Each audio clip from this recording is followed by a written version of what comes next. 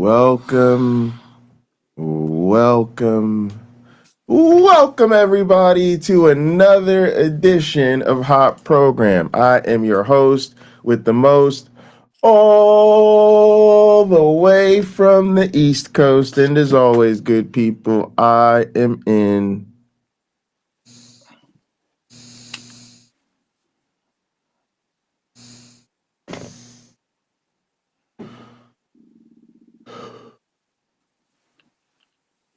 airplane mode. And now a man who hopefully isn't literally your only one black friend. A man who needs no introduction. How you doing today, my one black friend? I'm okay. Just very tired. How about you, Pocket Locker? How are you doing? Same, but I think I'm tired from work and you're tired from baby. I'm tired from the baby, yeah. Yeah. For sure. Yeah. You know, these are those days that all the other parents was warning you about. Yeah, I was told to get plenty of sleep. And I've told my daughter, held her lovely little jiggling self in my arms and said, "You're not having brothers and sisters. This is it. There's no way I want another one. No Wow. way." And it's all your fault. It's totally my fault. That gleam in my eye, gone. Yeah, no, I'm saying it's all her fault. When she grows up and she doesn't have siblings, you're like, yeah, it's all your fault. Yeah. So yeah. We were one and done. Yeah, I was like, I leave behind my truck. Here you go, sweetheart. I leave everything I ever wanted to give my daughter and everything I ever wanted to give a son or anything else you're gonna get to. Keys of the kingdom, sweetheart. Enjoy it. Yeah, it's my hat's off to those people who have like big families, because it can be tough. And my daughter is at that stage where I guess she doesn't know object permanence. So if she can't see another person in the room, she thinks she's alone. Sometimes she's fine with that, but when she's not fine with that, you hear this roar of crying, and I'm like, "What are you crying about?" And I'll stand up, and she'll see me, and she'll stop, and then I'll lay back down or sit back down, and then the crying begins, and I'll stand up. What? Like, I'm right here. There's no diaper change needed. She's not hungry, and I realize, whoa, I probably should play peekaboo with her more, so she gets the idea that someone can still be there even if she doesn't see them. Yeah, you know, I gotta figure out what are the games that can be played with her where she understands that she's not alone. You know, and sometimes music helps. You just put on some music and she's okay, because it sounds like someone's there. Excuse me, I'm thinking that's her baby logic. But, no, that actually makes sense. Mm-hmm. All right, so I don't know how much. So I just saw the clip that we're gonna review. I didn't actually watch it. I don't know how much of it you've seen. I've listened to it. I didn't watch it. It's but it's a woman talking about why deconstructing from evangelical Christianity is so important and so difficult. And I just thought, Jay, you know, everybody, you know, you have such a hardened heart. Everybody thinks you're so far down this road that it's you know, I sometimes feel like I don't know, like I have a challenging opinion, like an unpopular take on things, not just, you know, having deconstructed, but thinking that it's really important for people to do so. And it just felt like, you know, it's like one of them things where it feels better to hear somebody else say it.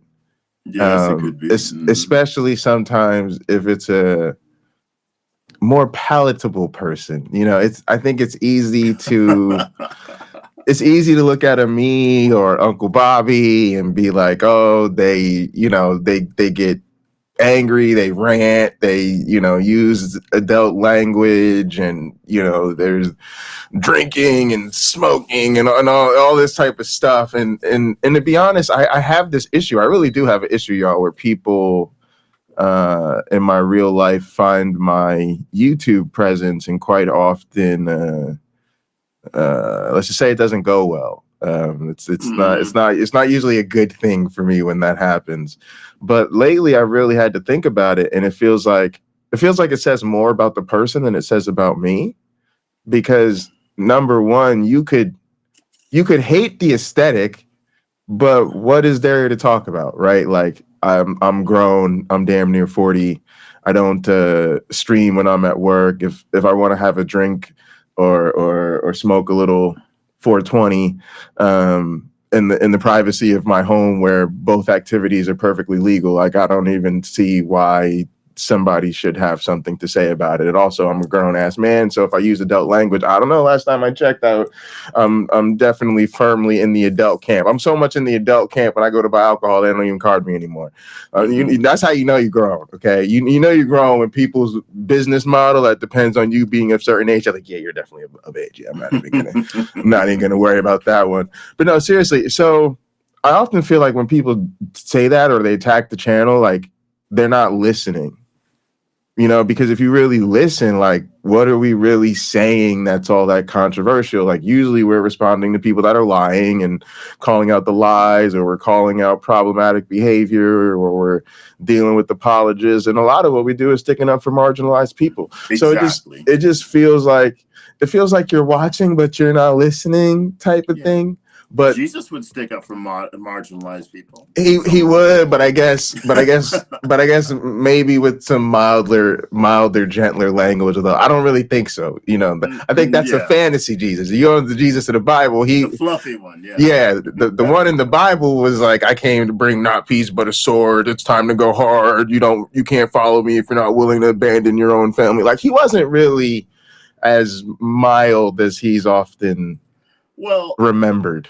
Those specific examples are based on what the Messiah was supposed to be like from Scripture. So those specific things, dividing families, came to bring a sword, not peace. You know, that's because whoever wrote the Jesus characters were just using the Scriptures to kind of make him seem like, oh, this is the real guy. This is the Messiah we've been waiting for.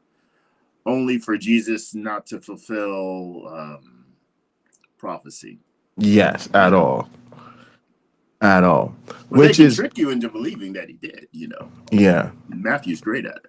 Yeah. So the game plan is, hopefully this young lady is more mild mannered and acceptable. Oh, she is. Okay, good. Well, at least we got that going for us. Let's go ahead and get ready to jump into it, because I do think it's an important topic. I guess the one thing I want to say as sort of a disclaimer, because I don't know where she lands. I assume she lands agnostic or atheist or whatever.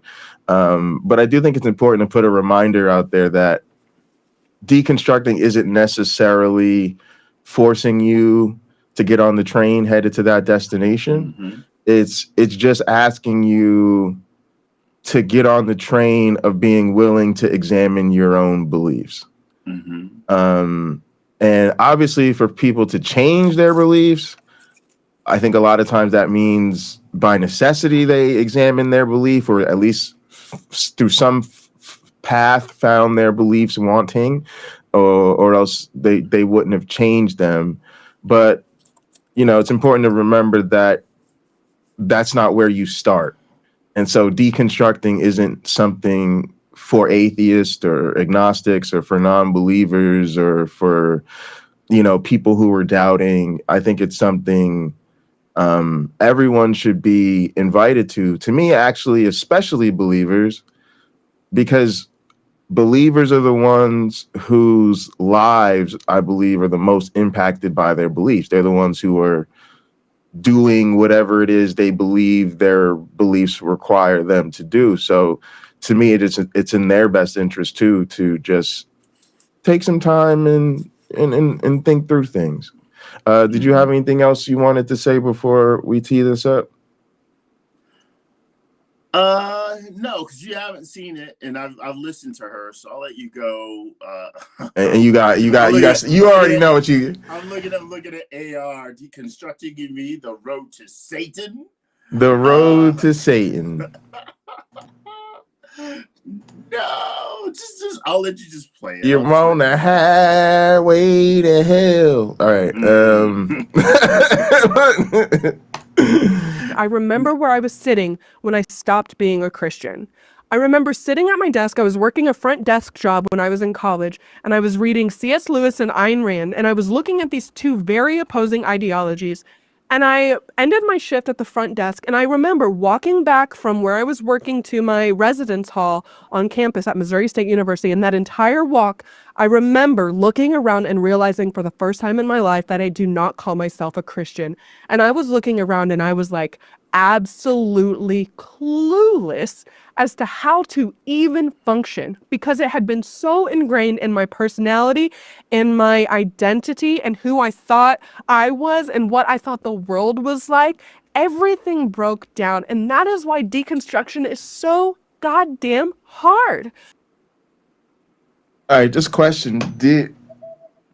What type of journey did you have, my one black friend? Do you have a moment like this? Were you too young, too old, or what? No, I had a moment. I'm reading the Bible when it happened. I'm not reading outside material.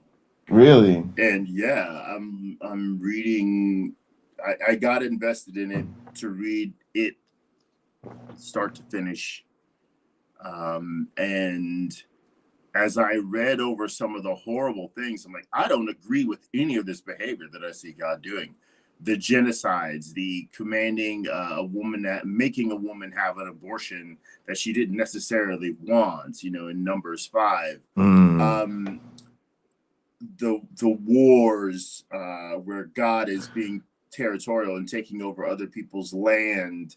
There was just one thing after another that I philosophically disagreed with. I'm like, not only do I not respect this God, I cannot worship this God.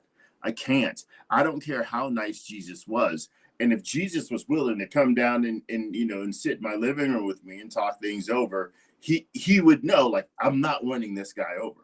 This guy doesn't want to hurt anybody. This guy certainly doesn't want to steal from people. I don't want what those Israelites want, I suppose. What those Israelites wanted, I suppose. So it's not going to be me. And then I got to the Tower of, I was at the Tower of Babel before that, but at the Tower of Babel, having moved to Los Angeles to be a writer and being an exceeding creative person, I said, this can't be true. This can't be true. This is not a true story.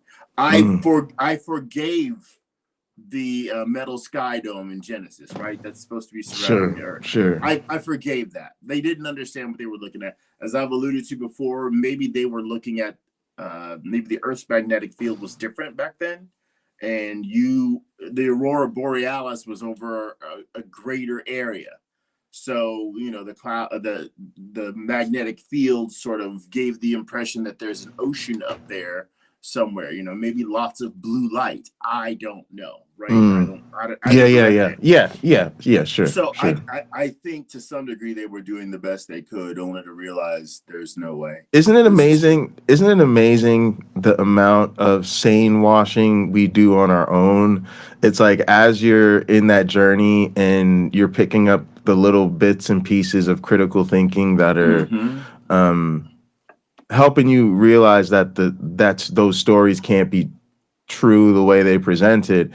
Rather than just rejecting the faith, you fill in the blank. You're like, oh, well, I could see how the ocean does reflect in the sky and looks kind of blue. So maybe there's a dome up there. Like that could have been William said, that could have been a pre-scientific observation. Like, just try to make it. It's like no, they just had a story because they didn't know. Exactly. They didn't know. They didn't know. And I could see what I was reading, how it could be used to control people, because you're telling them the truth is not true. And what you're offering them in exchange is eternal happiness, eternal ease, eternal life in a world for them which might be hard. So a lot of people can't wait for this life to be over so that they can live in the next one and hang out with Jesus and have pizza and pumpkin pie. But that just isn't how things are. I also think it's okay. Go ahead. No, you go. I was just gonna say, I think it's interesting that you had a moment while reading the Bible. She seems to have this, moment. I don't know, walking on campus, sort of reflecting. For me, it was an on-campus thing, but I feel like I don't have that moment that other people have. I don't, or at least I can't recall the like, holy crap, I don't believe in Jesus anymore moment. For me, it was a very gradual process, and I hate to say it, I think I fully deconstructed, which I'm gonna have to think through the implications of like what this means for other people, but I fully think I deconstructed and just became an atypical Christian. I just was a Christian. I even got as far as I could have taken on mythicism. Matter of fact, I think at some level I was trying to take on mythicism. I was trying to figure out, was Jesus real or not, and what he would have been like if he was real. But it didn't even feel like Christianity was at stake for me at that point. It was just like there really was a real guy. That explains the faith and what we have to follow and honor and yada, yada, yada. You got to be like Jesus. Or he wasn't a real guy. Christianity is just another religion based in a spiritual figurehead. And yet still that means, that makes even more sense because whatever. And now, so it's weird that I think that happens. I think people can fully like that. Hey, that's what we were talking about earlier. People can fully deconstruct without actually deconverting. That's right. And so, but I do remember sort of an identity shifting moment, which I sometimes talk about, which is when a creationist organization came on the campus to do an evolution versus creation summit, and they attacked all of my mentors, like literally calling them out to a debate and saying, oh, they'll debate us unless they're scared and all this type of stuff. And I remember very vividly having I don't want to be associated with those people moment towards Christianity. It was like the Christians were very clearly doing the bad thing. They were very clearly the disruptors. They were very clearly the meanies. And I remember that sort of I don't want to be a part of that group. I don't want to be considered one of them. So that's about as close as I get to. And I don't even think that was a full deconstruction moment. It was like a deconversion moment. Mm-hmm. It was just one of the small steps on the road that I actually remember dramatically, I guess you could say. Yeah, it's a funny thing. The cognitive dissonance must fade, right? It has to fade. Being able to give up that sort of beautiful golden idea of heaven, and all you have to do is believe in. I mean, the bar, biblically speaking, the bar is super low. Depending on what you're reading. If it's Jesus is telling the rich young ruler, give up everything and follow me. Paul's basically saying, you don't have to give up anything. Jesus, y'all come on down. Hot dogs and balloons for the kids. That's his Christianity versus Jesus's Christianity, which is asking you to do something very radical, other than just donate all your stuff to the communist collective and believe. Right. That's more what you get from the epistles and stuff like that in Acts in the New Testament, right? That's their Christianity. Jesus's Christianity is taking the message to the people. Yeah, so I'd love to hear from the chat, like if you guys had moments, if you remember those moments, what they were like. Katina was talking about bad behavior of Christians being a cause to re-examine, but then says not just Christians, though, was contrasting them to non-Christians I met once I was in the Navy. So that kind of happened to me too. I think when I got to college, I finally started meeting people that did not identify as Christians. And I was just, I hate to say this, I was literally shocked and overwhelmed at how good non-Christians could be. And that felt like a early challenge to me, to the authority of Christianity. All right, I want to let her go, but okay. And can I just say something real quick? Yeah, go ahead. The more comments like this pop up, the more I realize my experience might have been super unique, because I was around so many people of other faiths, because I was very interested in why people believed what they did. You know, so for me, it was already knowing that other people of other faiths were good. I knew people who were Muslim as well. I didn't go to the mosque, but you know, I worked with a guy that was a Muslim. So for me, it wasn't like, oh, they're bad or anything. I didn't have that impression at all. No, I knew we said that, but I didn't really know a lot of people. In particular, like my best friend in college was an atheist. Like my best friend from like day one, like off rip. And I remember that, like, you know, we're in college, there's a lot of temptation, there's a lot going on, and we like to party and have a good time. But he was the guy that, like, for me, he did the crazy stuff with me that I thought only Christians would do. For instance, like, you know, we like to party with a lot of girls, but every once in a while we would be partying with a girl or notice a girl really had too much to drink, stumbling home or whatever, and we would just walk her home. Just walk her home, and that's it. Like, glad you're home, see you later. Like, no follow up, no further questions, nothing to sequester or anything like that.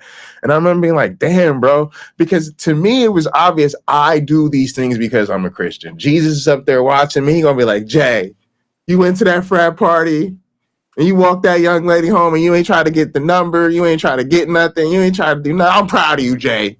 That's a good, I raised you a good Christian man to go to that college and do stuff like that. And Zach would do the same, he right there doing it with me. I'm like, bro, you an atheist, I don't understand. Like, so that's that. I know it sounds silly now because I'm much older and have a different experience, but at the time in my life, that's where my head was at. Yeah. Yeah. Well, it's looking like we're gonna have to move. I don't know if we're gonna have to sell the house, but we're definitely gonna have to move. Not definitely, like 90%, but likely. Our easiest option is Texas. If I don't get the job in Indiana, that's where we're headed. I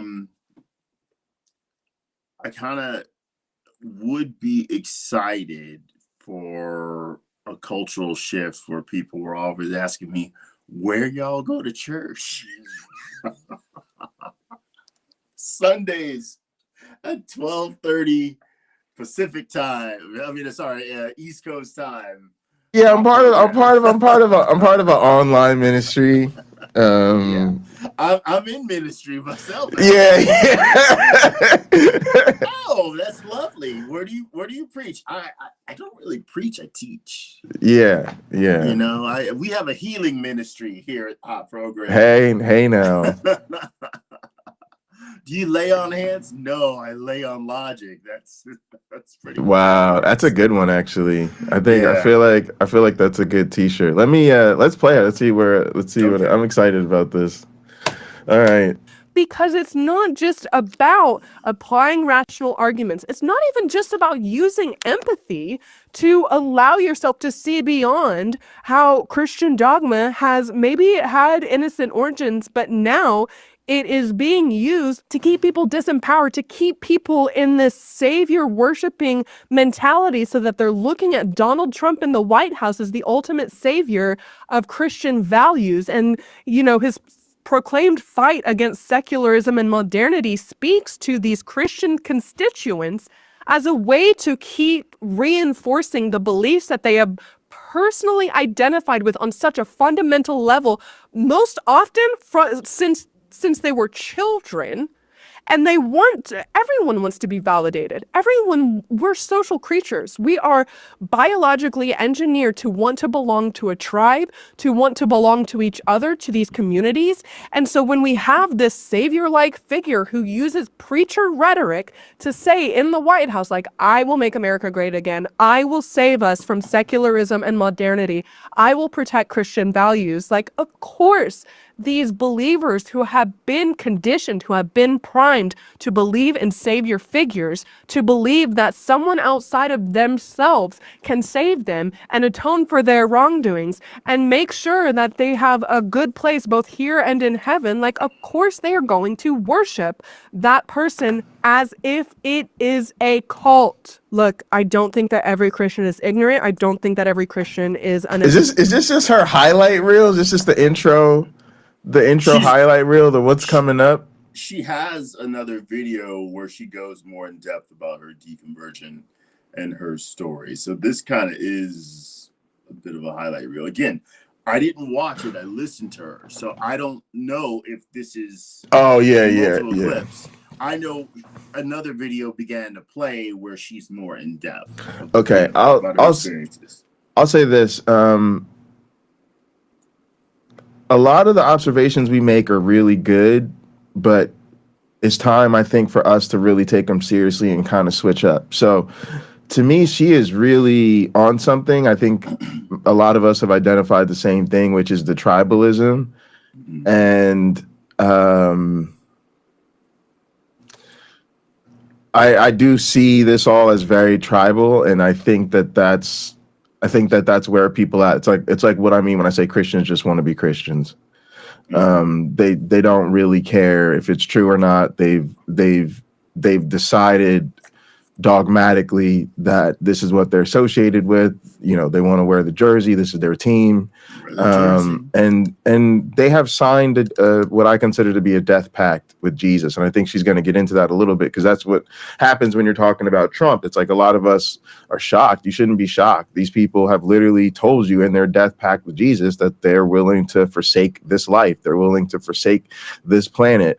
And it's a little bit silly, I think, of the rest of us to keep ushering them in to the process of trying to steward this planet and this life. I know this sounds cruel, but yeah, I'm literally saying these people maybe don't deserve a seat at the table currently. And the thing that's so fascinating too is, like, you know, I'm learning a little bit more about tribal cultures and tribal societies. People don't question the tribal core. Like, it's a thing you don't debate. It's a thing you don't bring up. So at some point, I wonder how much fruitfulness there is in a lot of the debates and conversations we have, because at some point I kind of get to a point where I'm like, no. We need to play this thing out, like, I hate to say it, like tribal differences. And you're not going to try to convert the other tribe to your tribe. That's just not going to happen. That's not how the game works. You know, it's they're trying to establish themselves, their culture, their ways, their traditions. Essentially, they want to dominate. And if you don't want to be dominated by them, you need to fend them off and establish your own power and autonomy. Are people going to be siphoned off here and there around the margins? Sure. But I think that that's what we really need to focus on. Is, I think, when Christianity is no longer the dominant tribe, and maybe I'm hoping that that happens socially even before it happens, say, politically or economically. Again, when it's just not cute anymore, I think that'll go a long way. I love Jesus, America, and the Dallas Cowboys. That was literally me coming up, and still love the Dallas Cowboys, guess I could say. America has changed. Yeah, my views on Jesus have changed, and my views on America are not so hot. I gotta say, it would have been lovely if the Bible had focused more on telling converts that there's some work involved here. You have to pass the entrance exam, and you eventually have to graduate before you can call yourself a Christian. I think there should have been a name that you called yourself before that name, right? So you couldn't call yourself a Christian unless you read the entire Bible, Old Testament, New. You couldn't call yourself a Christian unless you could hold to all 613 plus 1 commandments, right? It should be that way. The fact that when I tell a Christian these days on Facebook or Instagram that there are 613 commandments in the Old Testament, they're like, there are only 10. And I realize the rest of this conversation is going to be more entertaining for me than it ever can be for them, because they've already demonstrated they showed up unprepared. By the way, I should say, I continue to listen to a lot of this guy Ian and Deconstruction Zone, because they have live streams where they will put like some topic that's very polarizing, and they'll debate Christians on that topic. And the amount of unpreparedness that the ones who are, and I'm going to say it, brave enough to show up and do battle with these two atheists is astonishing to me. And what I find is they're trying to repeat William Lane Craig. They're trying to repeat Darth Dawkins. They're trying to repeat Sean McDowell. They're trying to repeat other Christian apologists. And it's clear they didn't take real notes. They might have a bullet point list, thinking these arguments are a bunch of checkmate atheist arguments. Well, look, I'll agree. You debated them. Kent Hovind might sound extremely convincing if Christianity is what you've always believed and you don't want to believe anything else. Same with Ken Ham. Same with what's that guy? Inspiring Philosophy. If you don't want to believe anything else, great. They're probably fantastic people to listen to and maybe grow in your faith with. And if that's your goal, you're gonna probably do it. But when you put that up to somebody who knows more than you, you learn the weaknesses of those arguments, and you could hear them falling apart as they are being told, well, you need to read a little context in that scripture in Jeremiah. Let's go back and read that whole thing. And then the Christian is like, well, and they start focusing on the part that backed up what they believed. And I don't know how many of them, it doesn't happen very often, where one is polite and acknowledges, hey, I don't understand this as well as I thought I did. Thank you so much. I'm not ready to deconvert, but I'll definitely go back to the drawing board and see if I can come to you with a better argument. There are those times where people are humble enough to do that rather than bringing it to shouting and fighting and talking over the person and talking louder and louder, only to sound more wrong and embarrass those Christians who don't have the courage to call in. Like, okay, well, this guy isn't a good example. Yeah. I wish we've all heard it. I wish you only talk to the weak Christians. If you should talk to ministers, you should talk to a seasoned professional, and you should talk to this guy over there. Well, that guy over there doesn't want to talk to us because that guy over there knows we already have rebuttals to his arguments, and he doesn't want to lose his status. There's no way. You hear that criticism of boxers, right? Somebody will show you a boxer from like the 1940s or 50s and how this guy had all these fights. Then they'll show you a new boxer who's had a fraction of those fights, but it's the flavor of the month because he's undefeated or because he's awesome or because he made so much money or whatever. Well, we can't put the two of them in the ring together because one guy's dead.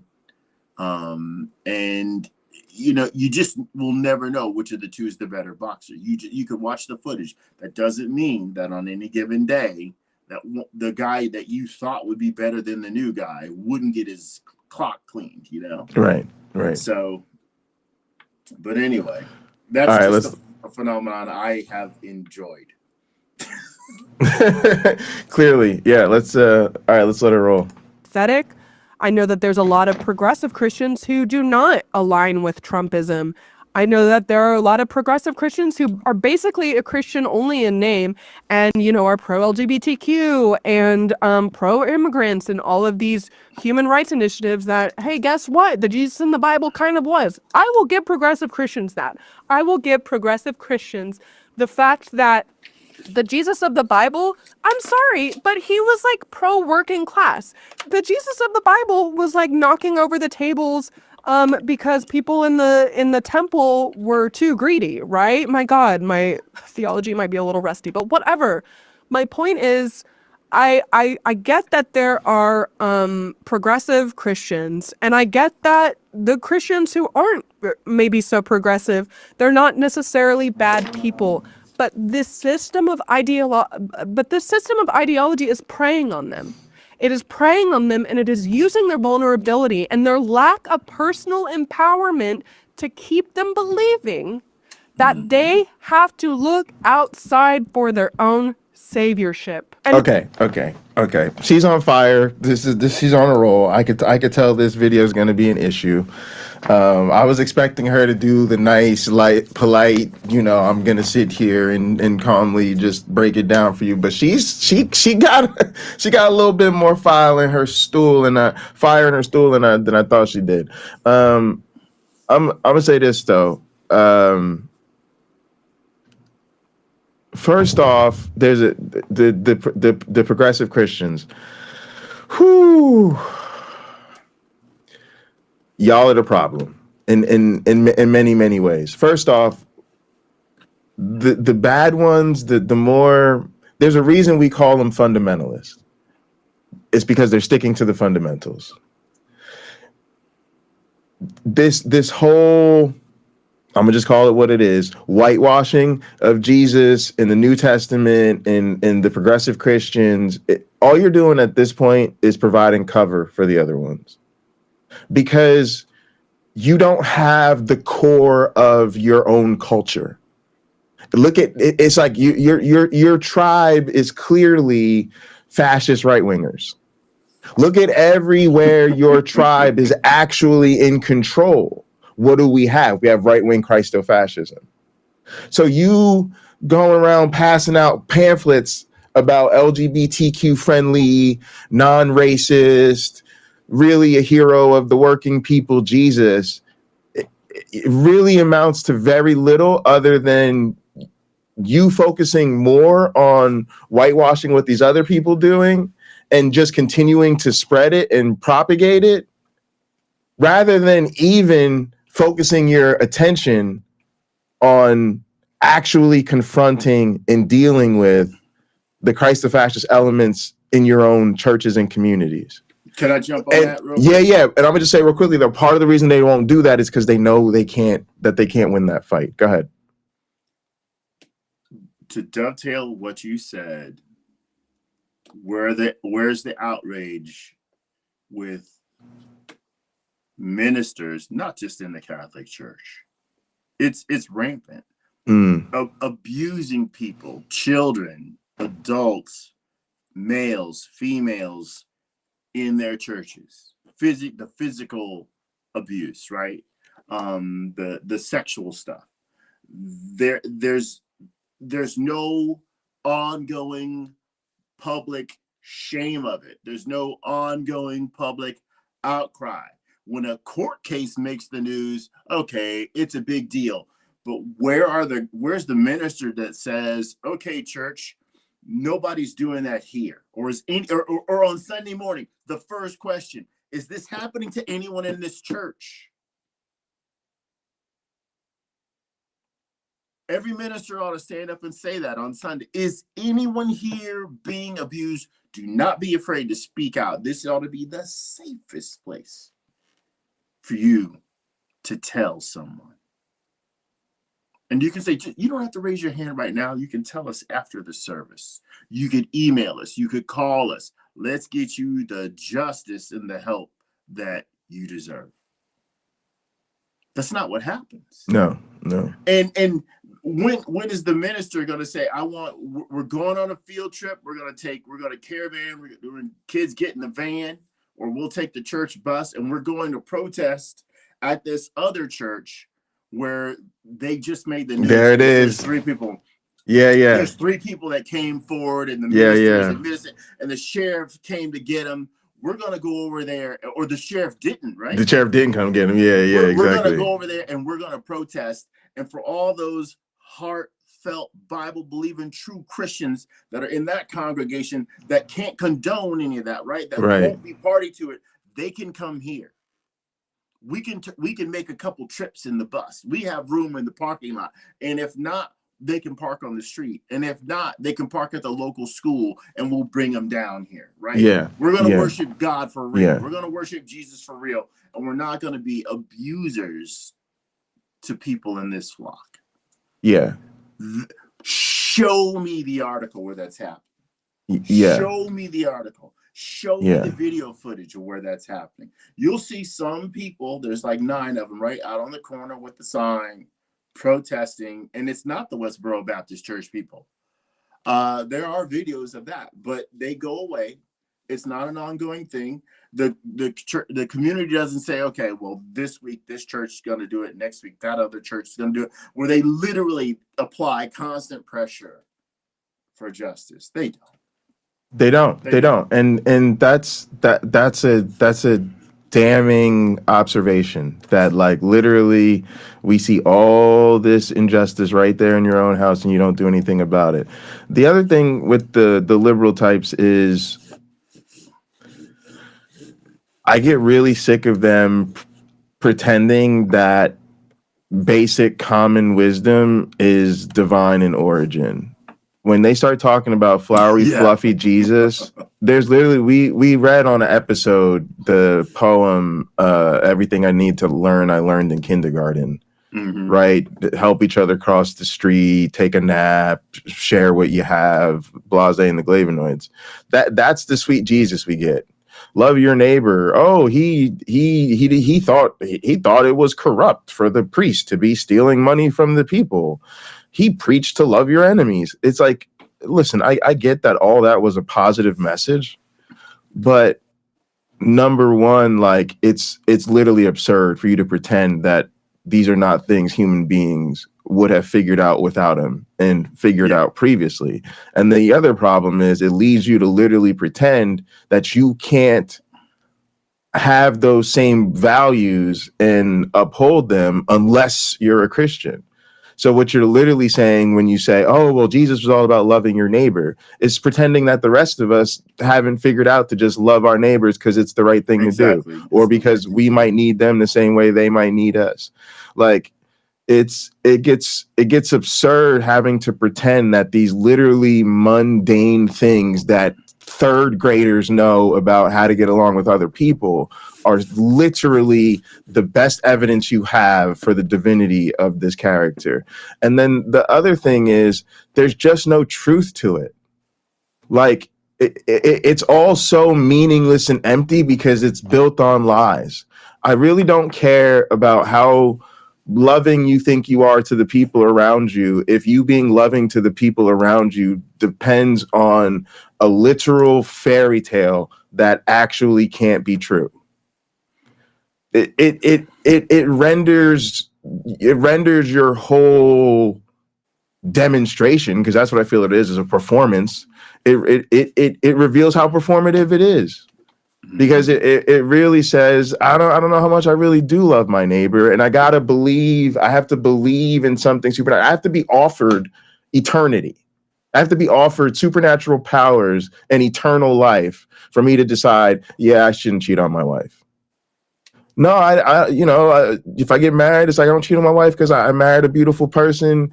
We decided monogamy was what we were going to do together. We signed on the dotted line. We made the commitments in front of friends and families. We exchanged the rings. Now let's do the damn thing.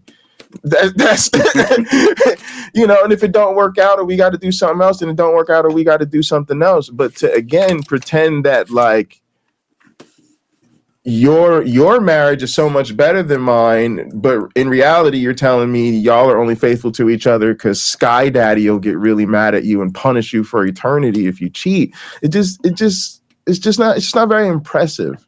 No. So I wish they thought through that more. And like I said, you really just end up being the PR team for the bad guys. I mean this sincerely. It's like the KKK people who were there for the milk and cookies. No, I don't really hate black people. No, think about it seriously though. I don't really hate black people. I'm just here for the sense of community, and it gives me a strong identity. And there really isn't a lot to do around here on a Friday night. And before I was nobody, but now I'm an intern in the governor's office, right? Like there's so many people who are part of any organization for the sense of community and belonging and blah blah blah blah blah. That doesn't change the fact that the group overall is destructive and problematic. And that's where we're kind of at right now. Over, I don't remember what the numbers are, but it's always 70 plus, 80 plus % of Christians vote for Trump. They literally voted for this Christo-fascist agenda. Every single step of the fight for equality and civil rights has, at least in this country over here in the United States, been against the fundamental weight of Christians. It was Christians who didn't want women to have equal rights and had to fight that fight against. It was largely Christians who we had to fight against to end slavery and to end segregation and Jim Crow and fight for a woman's reproductive rights and fight for marriage equality. And the list goes on and on and on. Imagine how good the world would really be if Christians, by and large, were like the communist Jesus they keep selectively reading the Bible for. Because literally because even if you filtered out just the red letters, if you went to the Bible bookstore and said, give me the special version of the Bible, I don't want the Old Testament, the New Testament, the Apocrypha, the Postocrypha, none of that. Just give me the straight up red letters. And you just sat there and buy, if you guys don't know what I mean, red letters is like when you go to read a physical Bible. They used to print the Bibles in paper and you used to go to a bookstore and buy one. Right? Yeah. The letters of Jesus were always in red. That way you knew. In some editions. It had to be a red letter edition, but a lot of American Bibles are red letter editions. And that means the words of Jesus are red. So you're very clear when Jesus is speaking. Okay. So if you just took out everything else but left the red letters, but you actually read all the red letters, you'll realize Jesus was kind of a weird jerk, miracle working, faith healing con artist. And he said some really quite disturbing things. But go ahead and keep pretending it's this Jesus, meek and mild. My point is it just doesn't work because we see what your group is doing. And your group isn't doing that. If your group actually did that in America, can you guys imagine what the minimum wage would be? Imagine if Christians were like, yeah, we need to make sure the working person is good to go, and we need to actually exercise class consciousness, and we're gonna go into the temples and throw over the money changers, aka we're gonna tax the billionaires. Yo, let me, it's Sunday afternoon. Can we keep it all the way real today? Y'all, let's keep it all the way real today. This week in America in the news was literally Congress voting on tax reform. The Democrats proposed, remember that's the godless left that hates they wanted a tax bill that provided tax relief or continued to provide tax relief for everyone in the country making less than $400,000 a year. Real ass people with jobs, most of us. Every Republican voted no. They wanted to pass tax increases on people making like over $400,000 a year. Every Republican voted no. What about taxes on those making over $1 million? Every Republican voted no. What about taxes on people who are worth over $1 billion? Every Republican voted no. So just quit. Just stop pretending that you represent this socialist, super nice, I want everyone to have everything Jesus who wants to save the world and make sure there are no hungry children, and he hates the elite, so he's turning over the money. Like, I'm just so tired of it. Sorry, It's okay. I'm getting riled up. It's okay. Again, I'm sure people have been saying it for nearly 2,000 years. I wish Jesus would come back. Come on back, Jesus. Come on back. Again, this is one of the 2 spare bedrooms I have in this home. And while I still have this home, he's welcome to stay here free of charge. Right? He can stay here free of charge. I'll loan him a bicycle if he needs to get around and doesn't have a car. In fact, I'll loan him a car. He can help me fix my truck and I'll give him a Prius. But it's not happening. It's not happening. I remember something JFK said: on this earth, God's work must be our own. Now, as an atheist, I don't know if he was a Christian or not. I heard he was Catholic. I don't know if he was a practicing Catholic. Again, if he just wore the Catholic jersey, Kennedy, Catholic, Jesus on the patch on the side on the sleeve. I don't know. But think about that. God's work must be our own. The family that's starving, you feed them. Don't wait for God to do it. Get off your butt and you feed them. We have a neighbor. He's probably pretty well off. I don't know. He's considering what he used to do for a living, he's okay. And I know one of his kids is super wealthy. But when my wife makes beans, he's like 92 years old, 93. When my wife makes beans in her Cuban way, I'll bring some over to him. Well, he has some issues with his health to where if I made the beans the way I make them, he wouldn't eat them. Like they'd be just too rough on his system. But the way she makes them is like he could eat that all day. And so we just go ahead and share. I bet he's got more than I do right now, but we just go ahead and share anyway because we know it's a gesture of value to him. He gets something out of it. My neighbor came over we had some questions about the baby. Our neighbor came over and she was here over an hour going over different things and letting us know, like, okay, here's some stuff you need to be aware of too, as your little one is growing and developing and all that stuff. Her husband could have come over. He's in the fire department and he's been a paramedic as well. I could call on so many people who would stand up and say, I'm coming right over. My neighbor Vic, he's going to help me on that truck. Dude, let's schedule a time. I'll come over. I'll help you. He's a freaking mechanic. He doesn't want money. He just wants to help.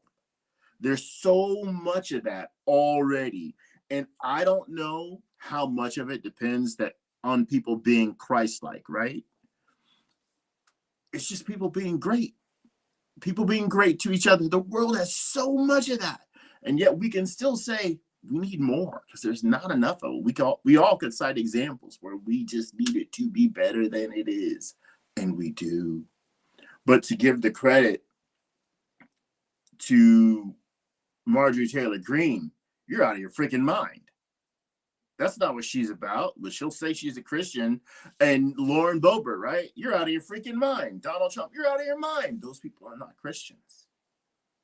Jesus would find, like, who are these people? And he would be like Will Smith, keep my name out your mouth, keep my wife's name out your mouth. He'd be saying that. Stop, dude, stop telling people you know me.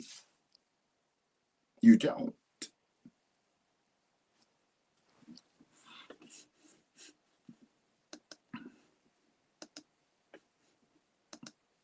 Sorry, I hit the wrong button.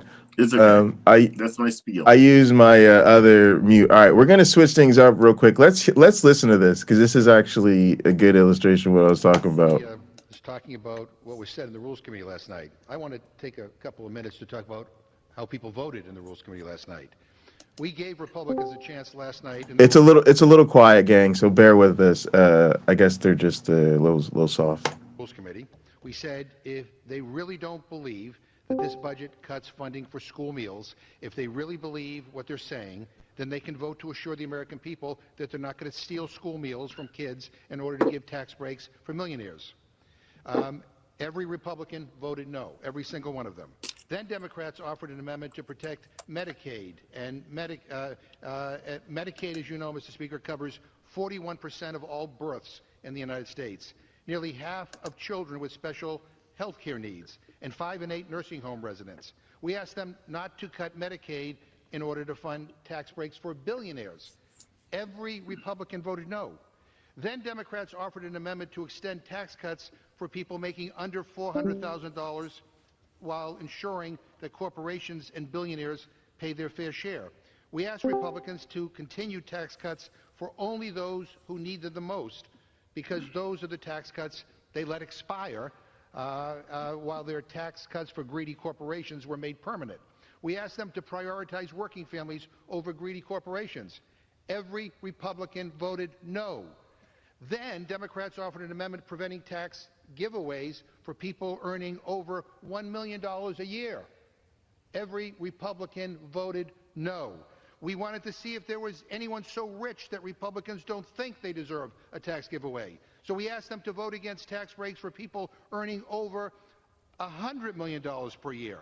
We asked them to side with factory workers and firefighters over hedge fund managers and billionaire bankers.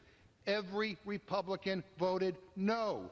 We even offered an amendment preventing tax cuts for people with a net worth of over, get this, $1 billion. Every Republican voted no. They betrayed their constituents. They voted to steal from the American people in order to protect tax breaks for billionaires. So, gang, that's the era we in. This is from you know, a day ago. This is this week, right? This isn't some ancient time, y'all. It's literally the people that are coming to us saying, we are God's people. Holy is the Lord, Jesus is the King, mighty is the Savior. Like they they are the people who are literally refusing to do anything to actually help people. So I'm sorry. I am incredibly disinterested in hearing Christians talk about how just they are, how merciful they are, how much they want to turn over the tables of the money changers in the temple, and they want to feed the poor, and they just wish they could just lay hands on the people and they could just heal them. Okay, how about you just sign the legislation and we get some goddamn health care? How about you do that? Yeah. How about you do that? I was arguing with a Trump supporter on Instagram, and this person said that people like me are the reason that America is so effed up. Now, this is a person who voted for a person who's made a lifestyle out of cheating other people out of their money and out of their hard work and what they deserve. This is a person who voted not to mention his wives. Yeah, cheated on his wives, cheated on his mistress. This is who they're supporting. And I don't know how to look up what my response to her was, but somebody put applause there, and my response was basically what I'm about to say. I said, you know what? You're exactly right. People like me are the reason the country is so effed up. I have the talent. I have connections. I have ideas that would advance the country and make it a better place. And I just went on and on about this. And I said, but I choose my comfort over serving my country in that capacity. I will sit back and watch them screw you over as you vote against your own interests instead of standing up for you. And just went on and on. That's all I said. It's just like 3 paragraphs.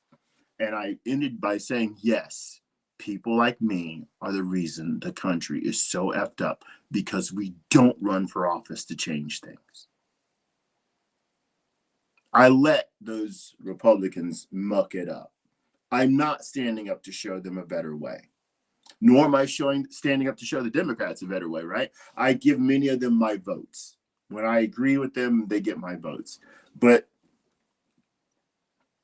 I have a healthcare plan. I talk to doctors to see, hey, how feasible is this? And could we pay you this way? And what are some I have some ideas of incentives that we can do. And they were looking at me like, what you're saying, Grace Catherine, that's that chick's name. What you're saying makes sense. What you're saying makes sense. How many people replied? Let's see, 70. Okay, so it's getting some accolades on Instagram. There's some people who actually read some, if not all, of what I said. So if you want to make a positive difference, right, for the masses, you can. You can. I have 2 brothers right now, just in my own family. I have 2 brothers that could purchase my home with cash and never miss the money. My brother complained to me, one of my brothers complained to me how much he paid in taxes one year. It was enough, almost enough to purchase my house for the value it had when I bought it. In taxes. He complained. How nice to do so well, right? Now, he's not stingy. He shares what he has with, people he sees in need, which is good. And there are plenty of people who also do that. But when the politicians fold their arms and neglect their duty to say, we could use that tax revenue, because there's some deficiencies in our society that money would pay for. And aren't those millionaires going to be okay? Yes. Yeah, but aren't those billionaires going to be okay? Yes. Yeah, and that's why I'm not listening to these. I'm not even trying to have a conversation with Trump supporters, because there's enough. There's enough in this society that we shouldn't even have this issue. And to be honest, none of us should really have to run for office, because these common sense policies should be the only thing that makes somebody electable. And all that person has to do is vote the right way. They literally voted for a comic book villain. So to me, they forfeited. Yeah, they forfeited their seat at the table. They need to go over to the kiddie table with that. Let's let her roll, just because we're so far behind. Wearing the same 3 suits and 6 ties. Yeah, the comic book villain, Donald Trump. Exactly. Not just that, but that, again, when their deepest core identity aligns with what other people have taught them, right? Which in a sense we all are. Like, we can't navigate through this world without believing something. Even like choosing not to believe in anything, like that's a belief. We all have beliefs, and they all stem from something, okay? But when you are so closely identified with these beliefs that are currently using those beliefs to consolidate more power and influence and money in the United States, of course you are going to support them. And so what I'm trying to get across to you right now is that when I left the Christian faith, it was absolutely the most intense experience of my life Mm. because I had deconstructed every part of my identity, what I wear, who I thought I was, what happened after I die. Like, again, it was like these huge important questions, like whether or not there's a God, and also should I dress more modest still, right? Like, why am I brushing my teeth? Like, I had aligned everything with my Christian ideology. Mm. And when you break that down and you find out that deep down, you're deconstruction all the way down, baby. It's turtles all the way down. There's nothing. There's nothing at the core of our identity. There is Yeah, nothing. see, this is just the poverty of religious worldview. It's ooh, y'all see, y'all gonna get me in my bag. I'm gonna try to keep it brief, y'all. Take mental health seriously, y'all. I'm a neurodivergent person, and we've literally learned so much about life that we can say, like, yo, people struggle because this brain, body, environment, tribe, society interaction shit is complicated as hell, and shit often gets off track. And now we have qualified professionals that can literally talk your ass into learning some better behavior and coping strategies and things like that. You can go to groups with people who deal with some of the same things that you deal with, and y'all together can help each other collectively cope in ways that are proven to actually create better outcomes from people. And Lord heaven forbid we need to. Oh yes, we can write you a script and hook you up with that good medication. Okay, so that's all wonderful. But the reality is, people don't even value their own lives and their own sanity. And it is incredibly toxic when you tell people your purpose is this God. He woke you up this morning. He's the one who created every economic opportunity for you. The only time it's okay to feel pleasure in your own body is if it's in the way he preordained for you before the universe was formed, on and on and on, y'all. It's just that's incredibly, it's awful. And that's how they hook people, and they leave you feeling like if you don't have this, you have nothing. And I just think in an era, in a time when we know so much about mental health, we know that is abuse. We know that is incredibly toxic. We know that it is going to lead people to a dark and dangerous place. And on top of that, there's no truth to any of it. We are letting people destroy people's lives with these fairy tales. So yeah, I'm glad she spoke on that. Did you have something you want to add before we let her keep going? I don't really. I go ahead. Just let it play. Okay. Okay. Yeah, thank you. At the core of our personality. And that can be really, really, really terrifying for someone who was raised to believe that they were this chosen member of this chosen race. Like, I'll say it. That's what I was taught. And this chosen, this chosen ideology that I was going to get to go to heaven, that I was fighting in this war and I was on the side of good, the spiritual war, that I was on the side of good. When I questioned all of that and I finally became skeptical, like, fuck yes, it was terrifying. It was absolutely terrifying. And so that, like, on one hand, I totally understand why Christians don't ever question. I totally get it. I always say about my process of deconstruction and about how, I went through this really wild ordeal and it was very lonely. None of the other people I graduated high school with deconstructed from Christianity when I did. They are now. Oh, okay. They are now. But when I was going through deconstruction, I was by myself. People blocked me. People called me crazy in the church. I had other people telling me, like, yeah, everyone thinks you're crazy because now you're talking about being an atheist, or like now you're talking about not believing in Jesus, and like you were one of the best of us, and it's like so embarrassing for you, Casey, that you're not a Christian anymore because like you're like kind of being a whore on the internet. Like, oh my God, like what do you mean you're posting in a bikini? Like, I can't believe you're talking bad about Jesus. Like, no, like I submit to my husband because I want to. Like, it makes me feel more powerful. All of this stuff was happening. And I was, labeled as this outcast, as this hysterical woman. What the fuck ever. And you know how many people were like, you're like the smartest one of us. Like, you're so well read. Like, you were supposed to be like, you were going to be That's so hilarious. So I've been complaining about this. Like, I kind of hate when people try to tell you how smart you are.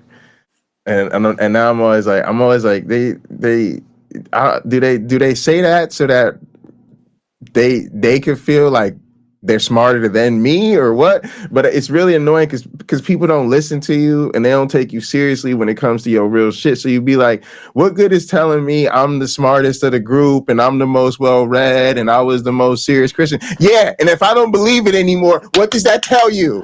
Mm-hmm. What does that tell you? So they're telling you that in a sense, so somehow they could justify dismissing you. Like, yeah, you were so smart, and rather than them going like, yeah, so maybe there's something here we need to talk about. They're like, exactly. And that's why you crazy. What's wrong with you? Like, exactly. Oh, it's so annoying. My family had no questions for me when I came out to them. None. That's crazy. Because they're like crazy. They're like, you check stuff out. My wife laughs at me because I'll criticize her. Like, I don't want to wait for an hour and a half while you go in DD's and shop. And she goes, yeah, but when you're buying something for your truck, you'll look for hours. I'm like, yeah, because I'm not using anybody else's time, just my time. So right. I'll compare if I'm looking for suspension. I did this on my truck. I'm looking for rear suspension. I probably spent about 16 hours of time looking at different websites, reading what they have to offer, trying to understand what would work best for what I'm trying to do. 16 hours versus her being in DD's for 2 hours to come out with $140 worth of stuff, right? Right. So it's a big difference. I'm checking it out. Well, when I converted to Christianity as an adult, not my childhood version of Christianity where I just went to church and my mom told me, believe in God because people told me, I wasn't so invested as I was the way I looked into buying things for my truck. I was like, well, I don't want to go to hell. I'll believe it. Sounds good. Tears streaming down my face. Wow, Jesus died for me. Oh, you had the tears and everything? Oh, man. Oh, Jay. Oh, you had the tears? They had you breaking down in the sanctuary? It was this, my one black friend. They had you think about what Jesus had done for you? Oh my man. Gosh, the death on the cross. Oh, man, they got him, y'all. It was powerful. Later got baptized in the ocean, my friend's family was there and some other people from church was there, and it was a happy day. My brother Rick saying, see, it's an outward sign of an inward commitment. All this praise for me going through that process and getting into it. And yet, you heard me say earlier today, there ought to be a name for that isn't Christian. Yeah, neophyte or something. I hadn't read the whole Bible. I hadn't read the whole New Testament. I couldn't pass any sort of test on biblical knowledge at that point. I didn't have. I just was new. Baby Christian was the term. But if we could apply that baby Christian term and come up with a set of criteria that makes someone fit in there, like it's based on what you know.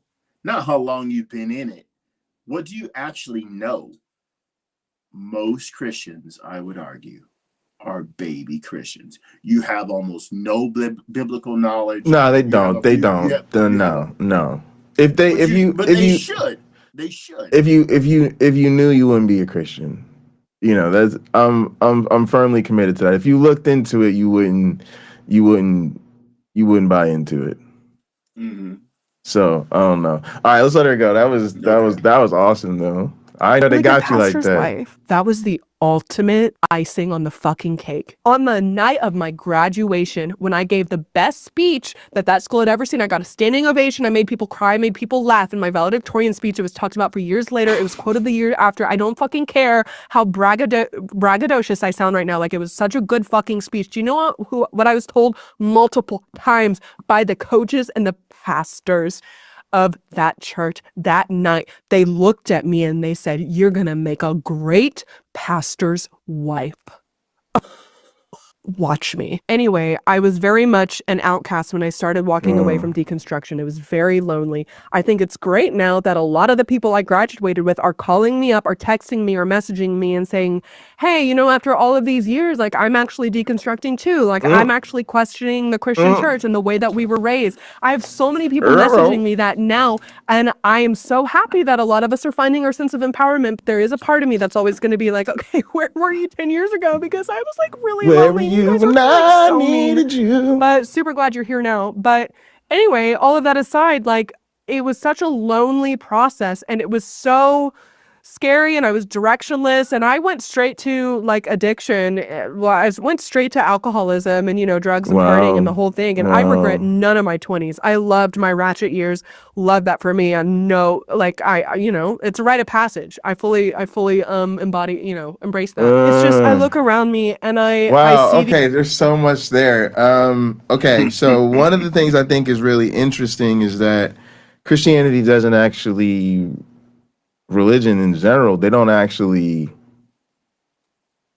develop people, because they're not true, and they're based on a bunch of nonsense. And when you realize that, this is why the whole, like, foundation of your identity thing is so problematic. It's not true. There's no truth to it. So when it's gone, it's gone. And what I think happens for so many people, myself included, is you're a Christian during very formative years of your life. And those formative years are where you are coming of age sexually, figuring out who you are in relation to your cohort and what that means for your future in terms of work, vocation, what have you. Maybe even beginning on the path of some sort of long-term trajectory about the role you're going to play in your family, or starting a family, or whatever. There's a lot going on. There's a lot of real things happening in life in your teen years, your 20s, your 30s. And to believe it or not, when you put all that into the cult, and then you realize the cult was lying to you, you're lacking major shit. There's really no better way, but you're just lacking major shit. There's so many things you don't. Sexuality was always a closed door, a black box, don't open, don't touch, do not go near. So you don't understand what healthy. First off, hopefully you realize that even the ideal that was presented to you in the cult is actually not the ideal. That thing that was presented as this is the only healthy way to be is maybe in its own way. It could be healthy for some people, but not necessarily for everybody. But you don't know now what healthy sexuality looks like outside of that. You don't know. You were always taught, don't drink, don't do drugs, don't know, don't stop, don't know. All right, now you atheists, no, don't stop. Hey. So yeah, I do think that this is part of the narrative, but I think a lot of apologists and believers hear it and go, see, I told you, when you lose Jesus, you just become a crazy heathen. And it's actually like, no, it's really more like when you're a believer, you don't learn how to deal with anything. And when people realize that stuff's not true, and all of a sudden they've got to figure it out for themselves, well, they've got to jump in and figure it out for themselves. And also, I think, and let me say this first. Addiction is a very serious issue, a very serious problem. And, you know, my heart goes out to anybody that's in the struggle. Alcohol, drugs, sex, money, whatever it is, gambling, being in the throes of addiction is no joke. But I do think, especially when you're coming out of a conservative, you know, religious tradition that doesn't let you experience anything, there is a way to which things are sort of a rite of passage. Like you just try to, oh yeah, it's kind of cool to throw a few dollars down on the game because you pay attention to a lot. You pay attention to the game a lot more. You're spending the whole time talking trash with your friends, and maybe you win $5 or $10 if the team you bet on wins, and if not, you keep your losses to $5 or $10, and it's no big deal. You know, like just going out with the girls. It's been a long week. Let's get together Friday, ladies' night. Let's go grab some burgers, have some Cosmos or some whatever, some margaritas, and just have a nice time. Just enjoying one another, or getting with the fellas, smoking a doobie, playing some Call of Duty after a long week. Like all of these things are just perfectly normal human experiences that you haven't been able to explore. And yeah, I think people should like get with that. Like it's all good. Like you're just trying to figure out who you are in relation to these things and who you are. What do you like? What do you not like? What works for you? What doesn't work for you? And yeah, if things get out of hand, then you need help, and you can get help. Well, now the teen ministry will have video game night. You can get your bring over their they consoles. do. I mean, I used to work at a church, and we had a lot of teen programming, and yeah, you're trying to take whatever they're getting out there on the streets in their own communities and give it to them in the church, the youth center, the computers, the video games, the sports, taking them on trips, whatever it is, because you're trying to keep them. You're literally just trying to keep them fully invested in the church. Yeah. These Christians who Go are ahead. Yeah. I want to read Christopher Tablante's Sure. comment. I'll admit I treated an atheist. I remember. Okay, that one. Yeah. Once when I was a Christian and 12, but I was also raised to believe atheist meant literally baby eating devil worshiper. Now, I suppose something on that order of the vilification of others, not simply atheists, but others, is rampant for some families, right? It's how you get your kid to never cross any certain line. Right. It's how you get them like, oh, they're not, my child's not changing her mind. Right. My child's not going to be like this lady in the video. Oh, no. I'm going to scare the crap out of my kid and make my kid believe that Jesus is the way, the truth, and the life, truth and the life. And there's no other path to salvation but Jesus. You know, my kid's going to go to heaven. So they say the worst things. Yeah. Just being honest. No. Just there's bad people, no matter what kind of group you're trying to say. There's bad people, no matter how you're going to parse groups of people. Yeah. And they're amazing people. And there's people who are more righteous than you that don't even believe in God at all. I think that is something that can be said. My daughter, it'll be interesting to ask her how she sees things. But I hate to say this. They don't. There's no. I think being honest about Christianity and what it needs. It has needs. You know, it's a meme. It's a cult. Like it's gonna look after its own self and its own propagation. It can't concede the morality of non-believers. Fundamentally cannot. That's the whole deal is you got to be good for this God, and only through believing and following this God can you be good. If I concede, you can be good to go in some way, shape, or form without this God. Now, a person can come to that realization. That's what happened to me in college. What happens to many people as you meet people who think differently than you do. But I don't know that can ever be the message. The message can be they appear to be good, or they do good things, they do good works, right? But there's usually and I say this because I really do feel that most religions, to me as a non-believer, they're hate groups, and and believers really struggle with this. But there's always the demand of devotion and dedication to your deity. And literally that comes with the assumption that those who are not in line with your beliefs are undeserving of the rewards of doing so. And in most cases, you literally believe that that means like a good life in the sense of blessings or not being blessed by your God, and certainly dire eternal consequences. And it really gets annoying for people to not cover the basics.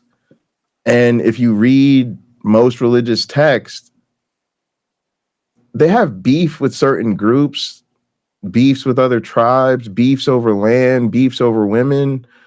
But overall, nobody gets rebuked as thoroughly or as consistently as non-believers, blasphemers, and quote unquote enemies of God.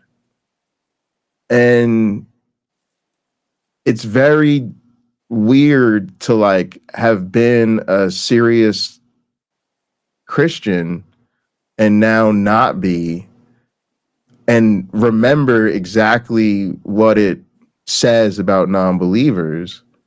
And of course, being able to just Google these things or look it up and or read the book and, you know, remind myself immediately. And then for Christians to just be so bewildered at the concept that their belief system discriminates against non-believers. It's so right there, but it's what it really is they're upset that I have the audacity to say it. Right. Yeah. It's so often we've heard that expression, nothing offends people more than the truth. Yeah. they don't Yeah, like exactly. I think one of the reasons that is the investment in time. A person may have spent months, years, decades believing this or that, only to learn in a single moment that they've been doing it wrong, and that I love quoting Gary Habermas. It's difficult for a man to live up to his own philosophy when they haven't lived up to their own philosophy. That's powerful, but it's sometimes powerful in a way that doesn't make them take a deep breath and say, I'm going to do better. It becomes, I'll pray for you, or F you, buddy. Well, that is entirely the wrong response, isn't it? To someone correcting you and showing you the error of your ways, it is the proper response isn't to fight back. It isn't to double down. It isn't to insult. The proper response is humility in the immediate moment, and see what you can do to change. And maybe that's the real thing. That's a process. The humility doesn't need to be a process. That should be instantaneous. But figuring out, okay, well, how do I conduct myself properly in the future? How do I become one of the adults in the room in the future? Yeah, that is the greatest gift of deconverting for me. Not deconstructing necessarily, but actually deconverting is, you know, of course, I'm not going to live forever, and I'm actually was always kind of good with that.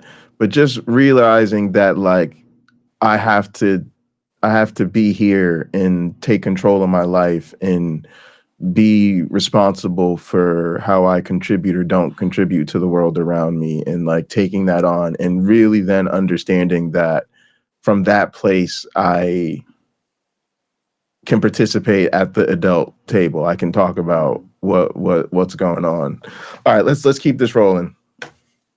Are doing so well and they're making a ton of money and they have great families and their beliefs continue to get reinforced by the prosperity gospel. And in a sense, I'm like, okay, so why would you ever question Christianity? Like, I totally get it. Like the people I went to high school with that are doing really well and they're still Christians and they've never gone through the shit that I've gone through. Like, I'm sorry. I'm so happy that you have never had like a rough time. Like you know, and maybe you've had your challenges. Everyone's had their challenges, I know, but like if you're privilege in the United States Christian organization continues to be reinforced. Also, like, cheers, I get gang. it. I get why you would never question your faith and your ideals because you are in power. Why would you question it? Because the thing is, again, my deconstruction process was very tumultuous and it was scary and it was lonely. Like, I go back and forth because now I feel freer than I ever felt in Christianity. I feel more aligned and in tune with myself, and I feel more empowered than I ever possibly could have been as a Christian. I know that for a fact because, again, I was a Christian for a long time. I know what it was like. I feel more empowered than I possibly could have been.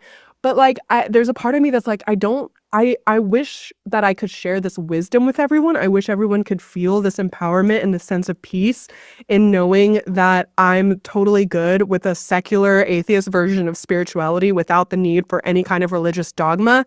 I wish I could transfer this peace and since this sense of fulfillment and security on these other people.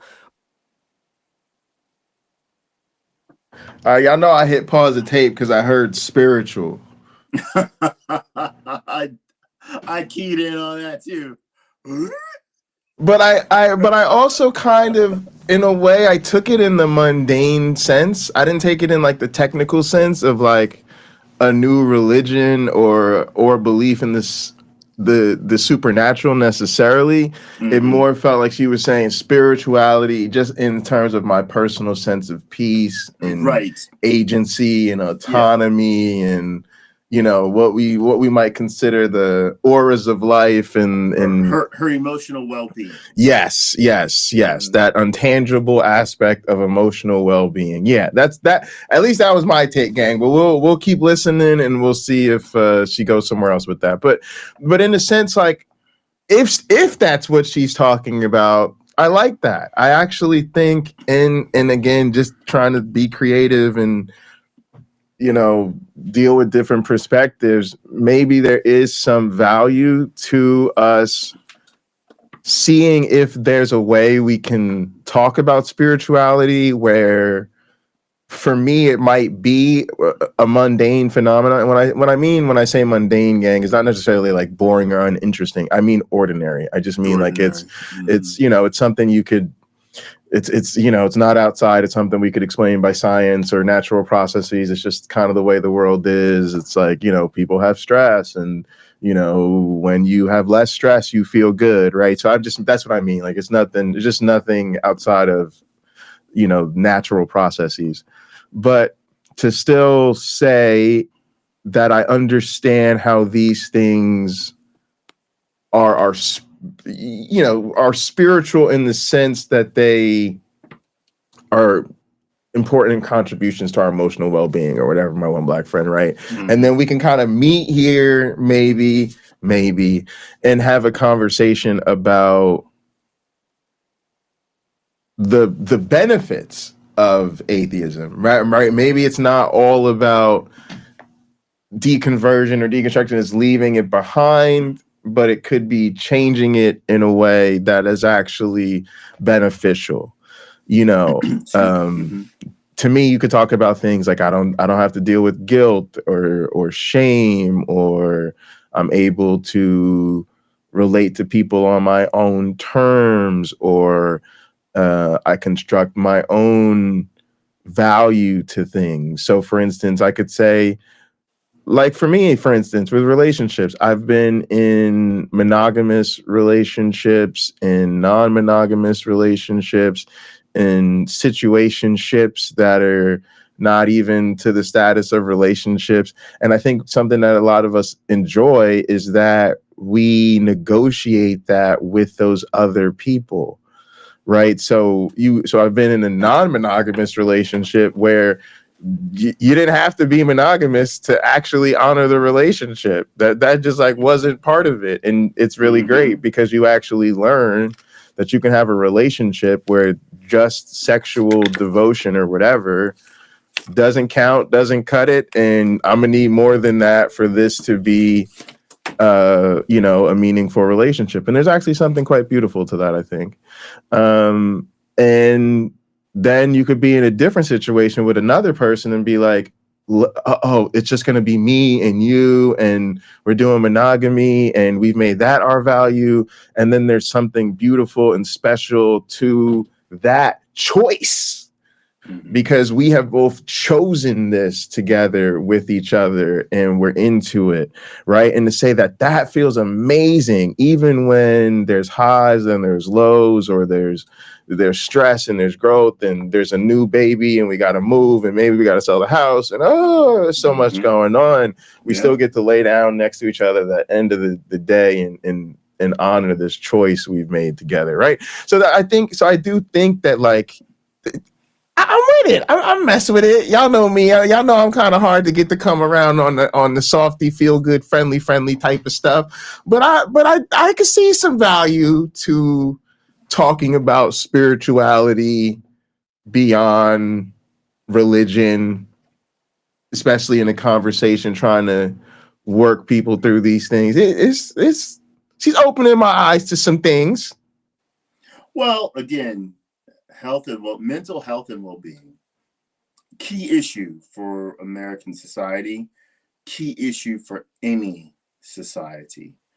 How do I adapt my current situation to the rest of the world? I'm thinking of Tara Brach, who speaks to a lot of Buddhist audiences. Probably her most famous speech is radical acceptance.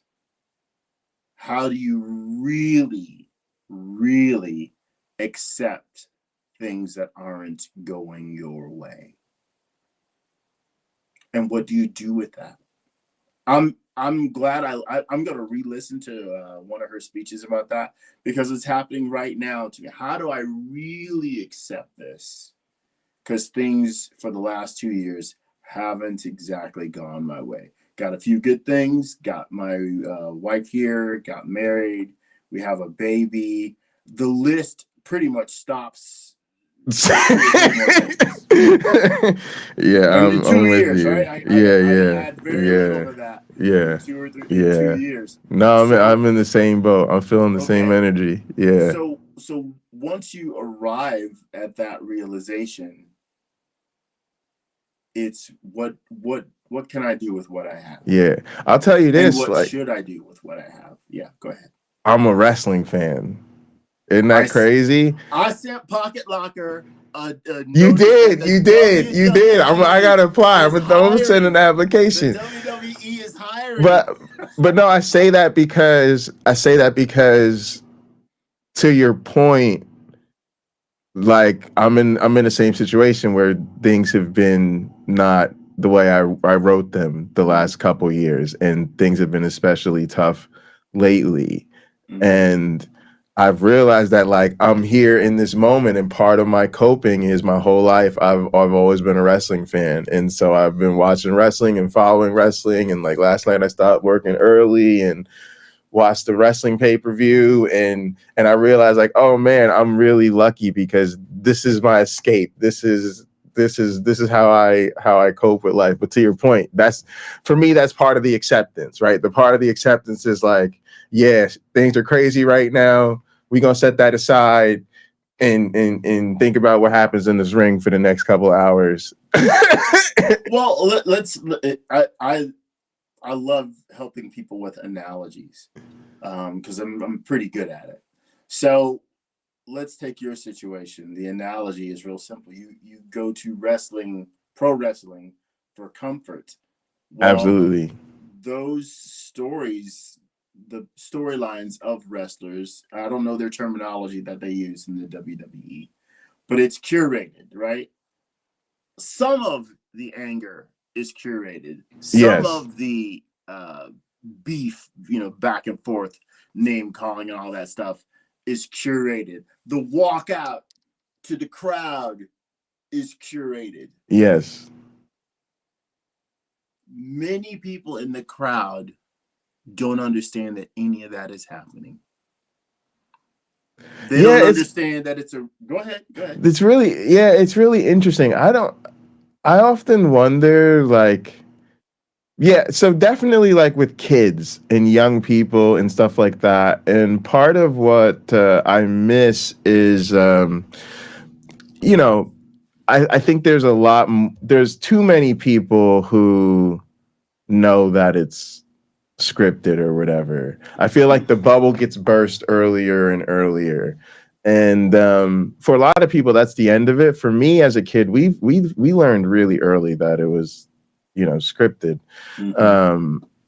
But it got more interesting.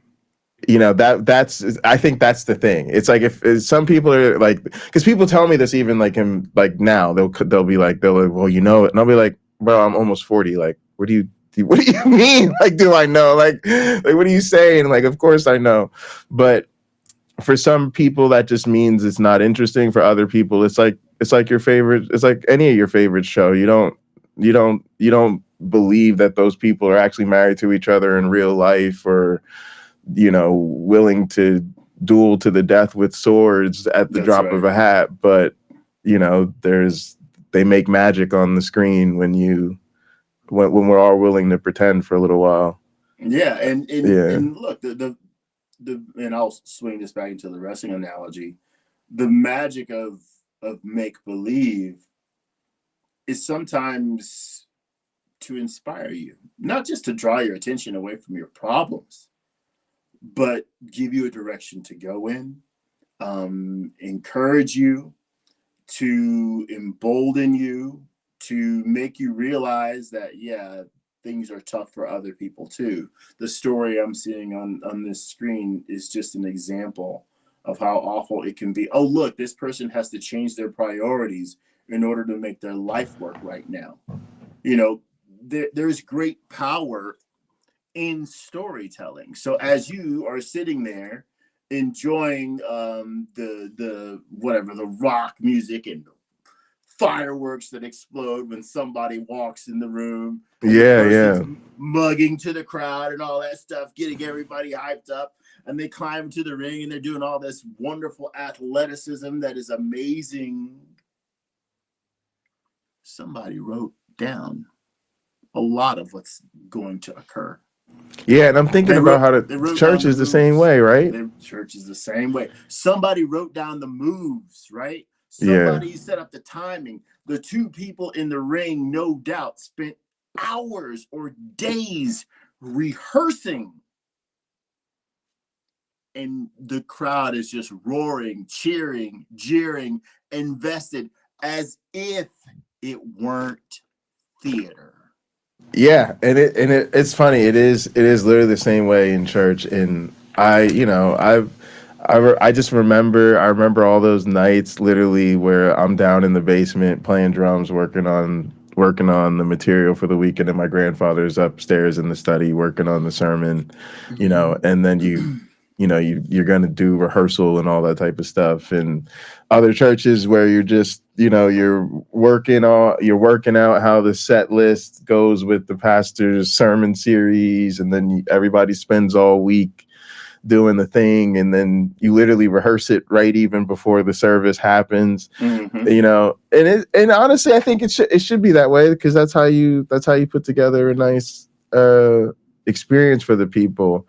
And it is something where I want to say I understand the value of suspending your disbelief.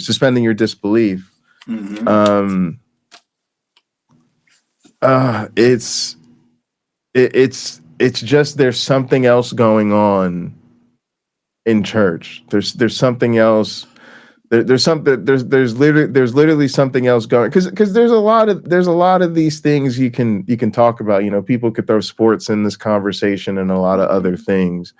It's just religious devotion is qualitatively different, I think, because of all the other things that happen around it. But certainly the aspect of getting swept up in the performance is a huge part of at least the rituals. Well, I'll add to it. We need the person we're rooting for. their power is something we choose to share when they are getting the victory that we cannot. I am unable to overcome this particular aspect of my life, but the person that I am cheering for is doing an amazing job, and they're going to win. That's right. And rooting for them, in rooting for them, I'm not seeking to destroy myself, nor is there any risk for me to destroy myself. Unlike American politics. You can. We're hearing that many Trump supporters complain. I didn't vote for this. The hell you didn't. You did. You did.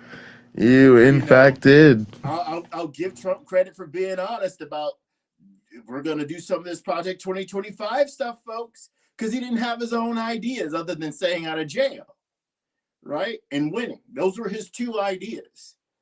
So he's using someone else's ideology. And look, people are walking all over him, right? Musk and his little boy are walking all over him. It's only a matter of time before Vance and Trump's kids are walking all over him. Yeah. And people are going to be pissed. But their champion, he really sticks it to him. Well, that's the other part I see too, is that it all feels scripted, that they knew exactly what they were voting for. And I think many of them asked themselves ahead of time, well, what about if he does X, Y, or Z? And they knew before they voted for him that they would say, well, I didn't vote for this. Yeah, well, he promised both. He promised things good and bad, right? Yes, we're not going to touch Social Security. We're going to touch Social Security. We're not going to touch healthcare. I got a plan coming in 2 weeks. You know, he literally was saying both things, so that confuses people, right? Yeah, they don't know which position to take, and they refuse to educate themselves on his track record. So let's really drag this right back into religion and her deconstructing topic.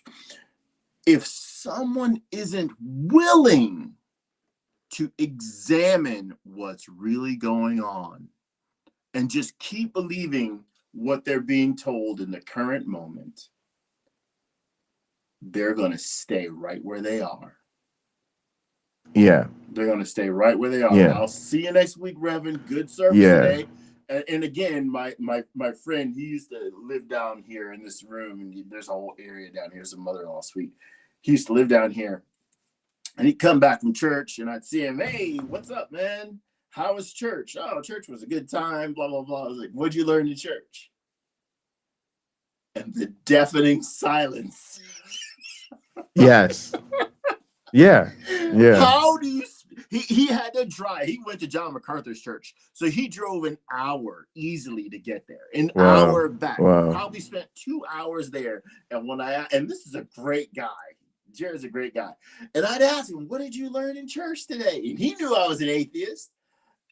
We didn't talk about theology much, but he would have to sometimes shake his head like, I don't really know. John MacArthur didn't stand up there and say nothing. Right? He spoke about something. He offered his congregation some bits of wisdom we could assume easily. He showed them some scriptures that they can take home and marinate on. But if it was forgettable in the short hour or so back, maybe that's why society can't move forward, because the wonderful stuff that Christianity and other religions have to teach aren't lessons that stay ingrained, aren't lessons that are immediately applicable, and they stay that way for most of the adherents. Not all, but most. So there's that great PBS commercial where the teacher tells the students an idea after hearing an idea, after someone else says the idea, and there's all these little lights when the idea is talked about. The teacher at the end of the commercial tells the students, and they run out of the school with all these little lights around, because now the kids are going to spread the idea. That is wonderful.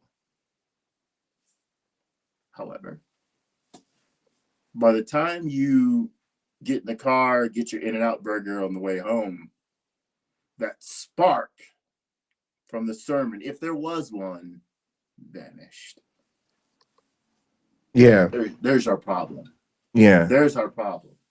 And I think it's by design, because I think the real purpose of the sermon was to get you to come back next week. Let me play this. But the journey for them to go from Christianity to where I'm at, like that journey, I don't wish on anyone, because oh my God, it was so fucking hard to question my entire identity and everything I was. And it took me years and years and years of continuing to deconstruct all of these beliefs, like deciding that I wasn't a Christian more. Like that was the big moment, capital M moment, but it was still a process. It was a journey, and it was intense, and it took fucking forever for me to stop being angry, for me to stop being felt like I was lied to. Because, you know, again, this goes back to, I have no hatred to the people who raised me, the church leaders and like the pastors and the teachers and the coaches that were essentially my parents when my parents couldn't be good parents for me. You know, I'm so grateful for all of them that kind of took me under their wing, and they weren't actively lying to me because they believed what they were saying to me. They believed in the Bible. They believed that that wives would sincerely be happier when they submitted to their husband. Like, they weren't actively trying to subjugate me, right? But still, after I deconstructed, I was so pissed, and I felt so mad at being lied to by this like amorphous, unidentifiable organization of ideologies that had kept me suppressed, oppressed, disempowered, etc. And so it was so hard, and it was such an intense few years, those first few years after being a Christian. And it probably took me a solid 8 or 9 years before I found my sense of peace and security.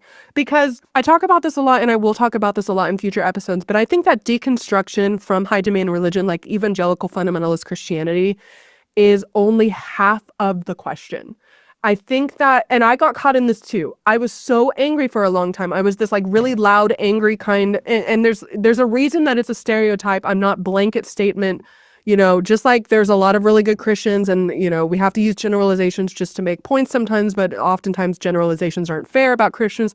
The same thing is true with atheism. Like, there's a reason that there's a stereotype for like the angry atheist, because there's a totally valid reasons to be pissed off at religious systems keeping people disempowered. Now, I hated men for the long, and I mean, you know, I'll hate men, but like in a sexy bedroom kind of way. You know what I mean? Like, I'll be mean to men, but like when they like it. But I was like what you would call like an angry feminist for a really long time, because my feminism was coming from a place of, well, it was still coming from a place of disempowerment. And it took me a long time to come back to this place of finding my inner balance, my equilibrium, my inner peace, with knowing that I was raised in a certain way that I don't agree with, that I think kept me disempowered, but I can reconstruct my own sense of empowerment and security.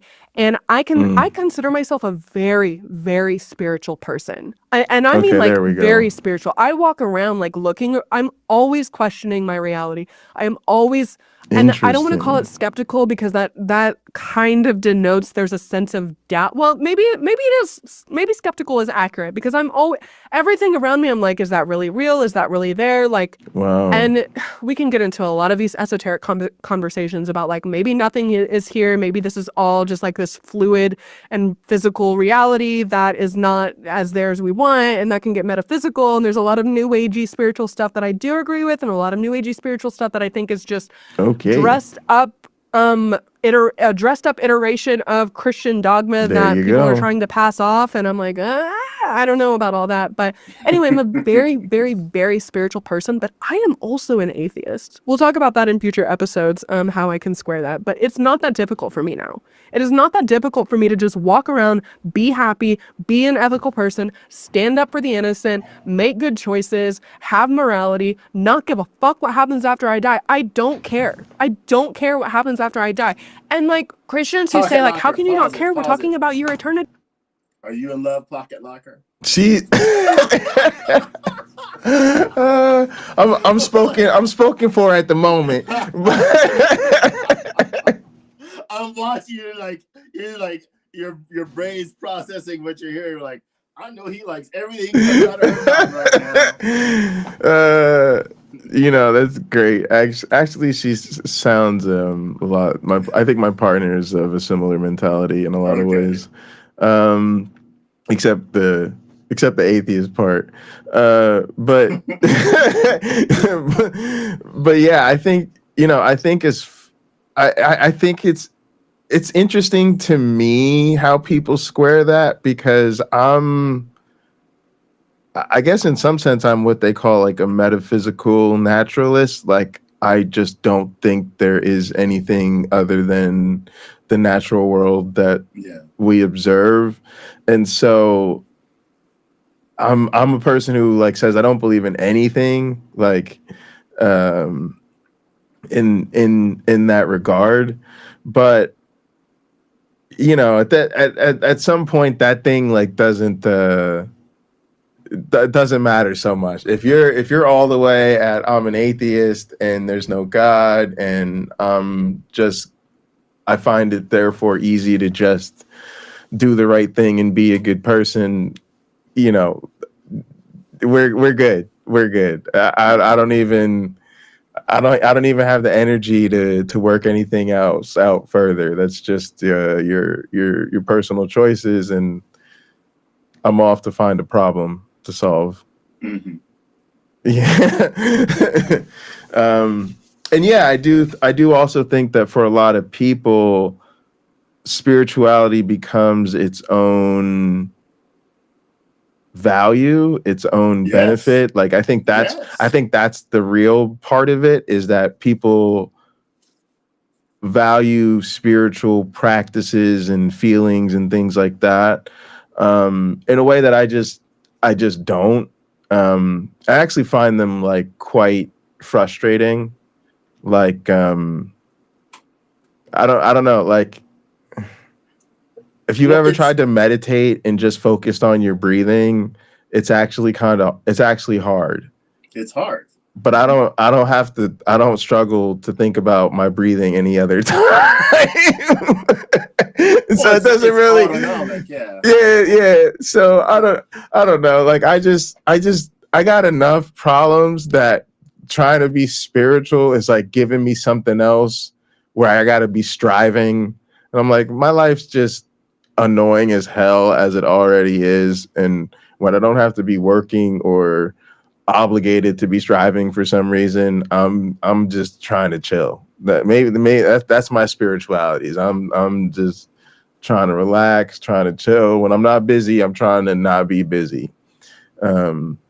Well, I think her spirituality, what she's driving at is, again, it's taking care of herself. It's being the best person she knows how to be, and dealing with other people's garbage that comes her way in a way that allows her not to change her lifestyle very much. At the end of the day, you got to be you, I got to be me, but I got to be me. Yeah, exactly. I think it's that simple. I think most people would kind of define spirituality that way. How do I relate to the world without destroying myself? How do I do that in a constructive way that benefits me, and then the real super spiritual people and others? Because at the end of the day, all you have is you. Yeah. I'll say this about parenting. There are times where my daughter's crying and I want to rush to her and pick her up and see what's going on, but I have to pee. So she has to wait. I might tap her on the belly. Hey, sweetheart, I'll be right back. Rarely ever enough for her, but sometimes it is. And then after I take care of business, I wash my hands, I run to her and I sweetly say, what's going on? What do you need? Oh, I'm right here. There's something where after I take care of myself, now I'm in a position to better take care of her rather than being distracted by what I need to do. I think for a lot of people, The spiritual stuff is that I need to do something for me before I can branch out, right? Before I can reach out and help someone else. Or if you kind of got you right now and you don't have it all figured out, then you can pause and help someone else. And while you're doing that, maybe someone will say just what you needed to hear, or you experience just what you needed to experience. And it sort of wraps everything up on that little dilemma that you had going on there. For sure. For sure. I like that. All right, I'm gonna go ahead and play this. Sure. Okay, guess what other text says that if you don't believe in the specific book's God, you're gonna go to hell for eternity? Guess what other book says that? The Quran. Do you know how easy it is for Christians to be like, oh, well, that's not true? Like, obviously, like, the Quran's not the infallible word of God. How easy that is for you to say, that's how easy it is for me to look at the Bible and be like, yeah, well, I don't believe that. I just snapped my bra straps, sorry. Look, my point is, it took me a long time to go from deconstructing my entire identity to reconstructing into this secular atheist spirituality that I have so much peace and happiness in. I see it happening in other people around me. Like, we are rising up. We are deciding to be the empowered versions of ourselves that are still spiritually conscious, ethically minded. We're active participants in this society. And I'm telling you, Christians, if you're listening to this and you've been wondering, and maybe you're a woman in the church and you've been wondering, like, man, I really don't like how the Bible talks about women. And I can't keep trying to justify why it makes sense for me to be here, or why it makes sense, there's a million justifications you can give. Guess what? You can absolutely 100% live the rest of your life believing in the Christian dogma that keeps women subjugated. 100%. You can totally do that. You can always find justifications and biological reasons like why men should be the leader. Go ahead. If that really brings you peace, honestly, I genuinely want you to feel peace and fulfillment more than anything. I'm speaking directly to Christians now. I genuinely want you to feel peace and fulfillment more than anything. First of all, as long as it doesn't interfere with anyone else's peace and fulfillment. That's a tricky one. It's a tricky one. Yeah, it's a tricky one because you just can't do it. You really honestly just can't do it. Like, the thing that me and her would be talking about, because I do think she's on the level, right, is it's like we as a society have had them in charge as the lead dog for so long that we don't realize that we've allowed them to set the terms of engagement. And of course, they've set the terms of engagement such that they don't have to lose. And so it's like we end up doing a lot of their work for them because there's so much conditioning to not offend them, to not upset them, and to offer them like convenient outs, because really it's the confrontation, right? This is the part where she's trying to message to Christians, but trying to avoid the confrontation. Whereas for me, the confrontation is necessary. Think about what your worldview actually says.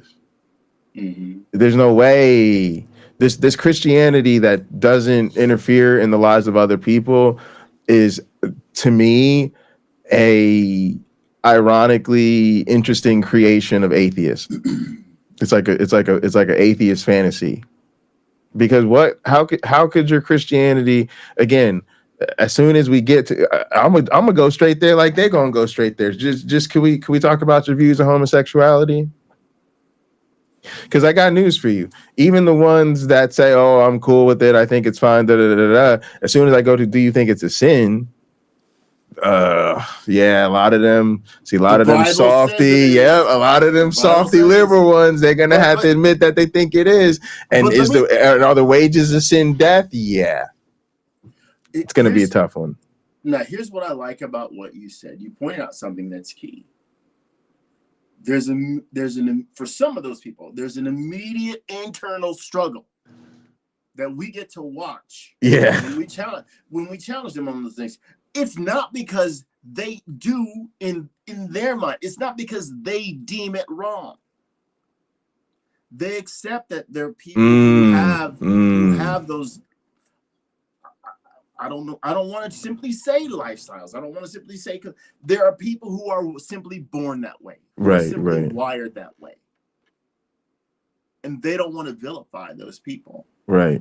But the book, their reference book, does, and the God of that reference book is said to be infallible. And if you don't read it, he might say that way. But if you read it, you realize, holy crap, this God needs some therapy over here.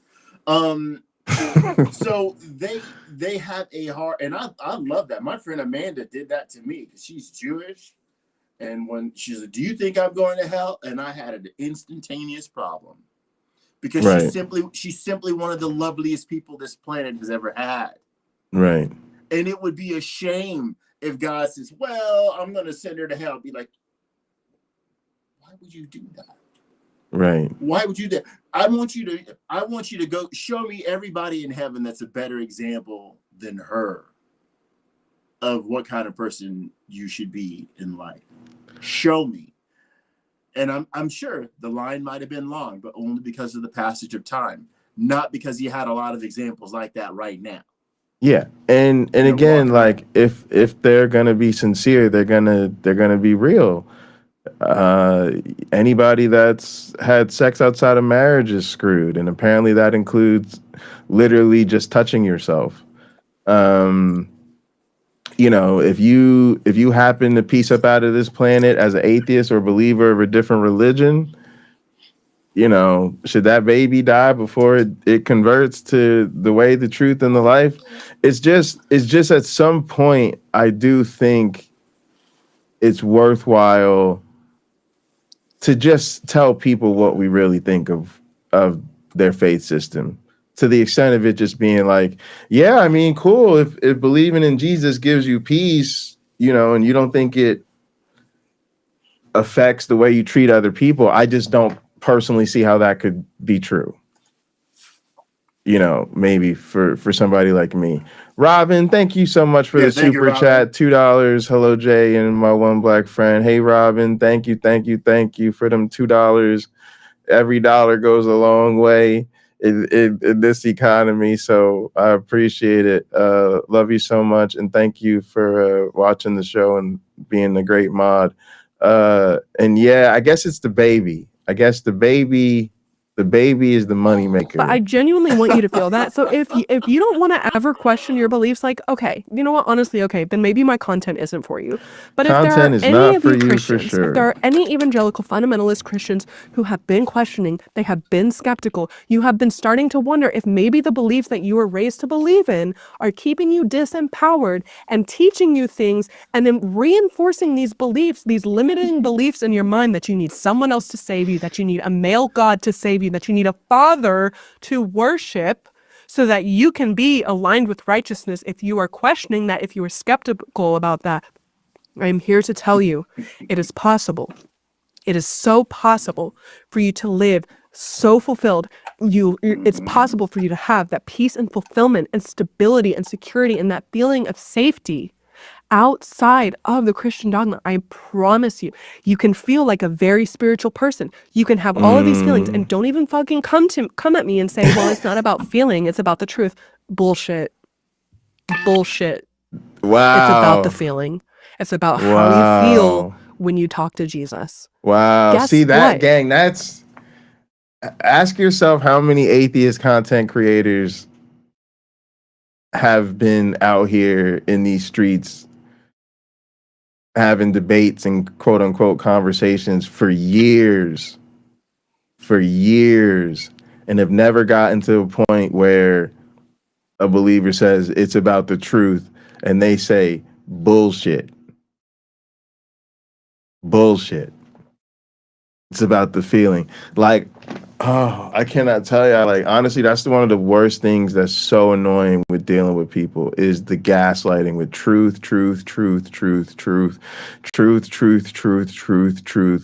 Bullshit. This is not about the truth. That's just, I just think that that's very interesting, because that is my one black friend. This is where I'm at with all of this. Is I think it's actually time to stop letting these people pretend that this has anything to do with the truth. Because there comes a point in time, I asked this question about vaccine requirements. So somebody came and gave a seminar at my school, and basically they said, you know, after, like with COVID, when people wanted to come back to campus, everybody had to be vaccinated. So you have like a 96% vaccination rate, because you got to have like a legit medical or whatever reason not to.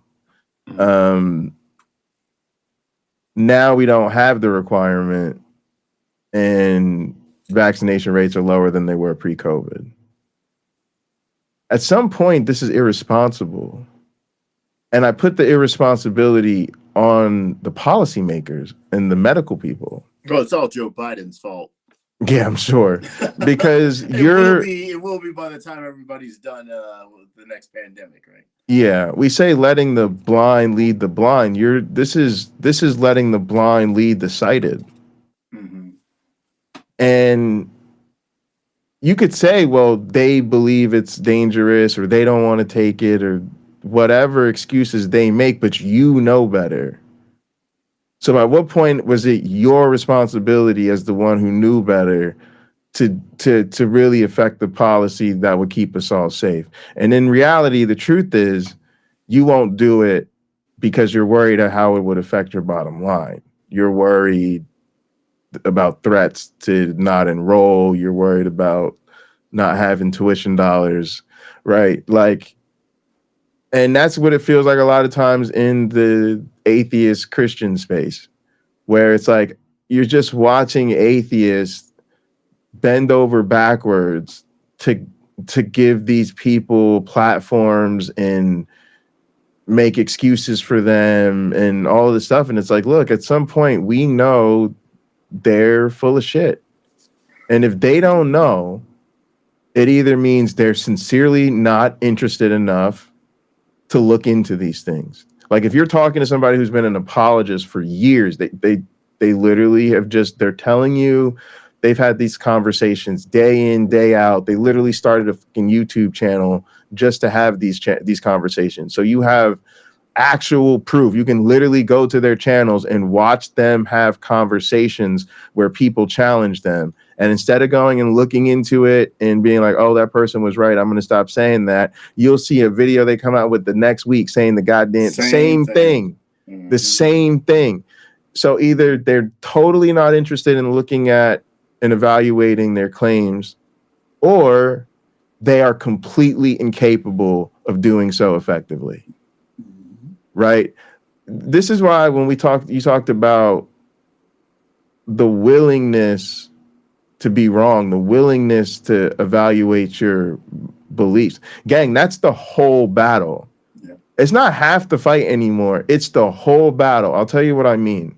There was a time, if you went back to Bible times, so whatever that means for you, getting people to be willing to challenge their beliefs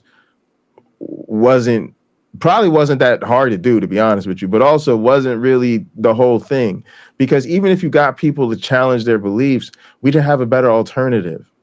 We didn't understand where diseases came from. So you could get somebody to challenge the idea that they came from spirits, and somebody else might have the idea that they came from bad air, but until we actually figured out a way to evaluate which one was correct, which, by the way, the bad air people were actually on to something. You had to figure that out. If you wanted to ask where do humans come from, that was a question people couldn't answer. How are planets formed? I don't know. Nobody fucking knows. So, but gang, we're not at a place in that anymore. We're at a place where that information is readily available and simple to find. And the same thing applies to arguments. If you really want to see, is the argument for morality a good argument for Christianity, Google it and you'll figure out the answer is no in literally about 5 minutes worth of reading. Yeah. So the problem is these people are not willing to sincerely entertain the possibility that they may be wrong, or they're thoroughly incapable of assessing how to know if they are in fact. And at some point, we're wasting our time rehashing the arguments and the evidence over and over and over again, because that's not the actual barrier. The actual barrier is they're just not willing to go there. And that's what takes me back to the tribalism of it all. All right, she should be wrapping The up. feelings I used to get when I talked to Jesus, and I felt like I would pray to Jesus and I would quote a scripture and I would say 2 Timothy 1:7, for God has not given me a spirit of fear, but a power of love and a sound mind. That was my favorite Bible verse, and I would say over and over again when I was afraid. And I would quote that scripture and I would pray to Jesus. Oh, hang on. We got a $5 super chat. Shiba Dog saying, hey, you. I think this is a emoji greeting joyfully. Native Atheist, thank you so much. Always a tremendous supporter and active in the chat. Love seeing you here. And thank you for the $5. That's awesome. That's awesome. Really appreciate you guys. For safety and security and for God's favor, and I would feel better.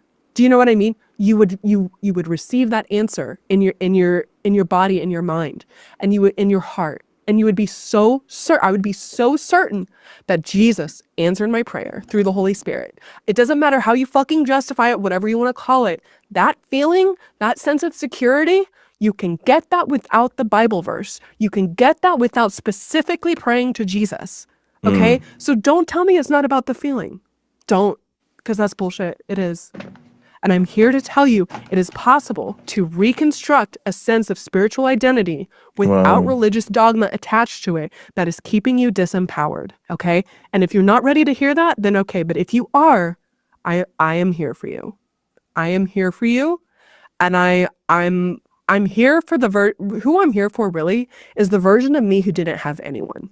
I'm here for the version of me, the eldest daughter, the first one to question the faith in their local community, because I know how alone you're feeling, how scary it is to look around and question everything around you.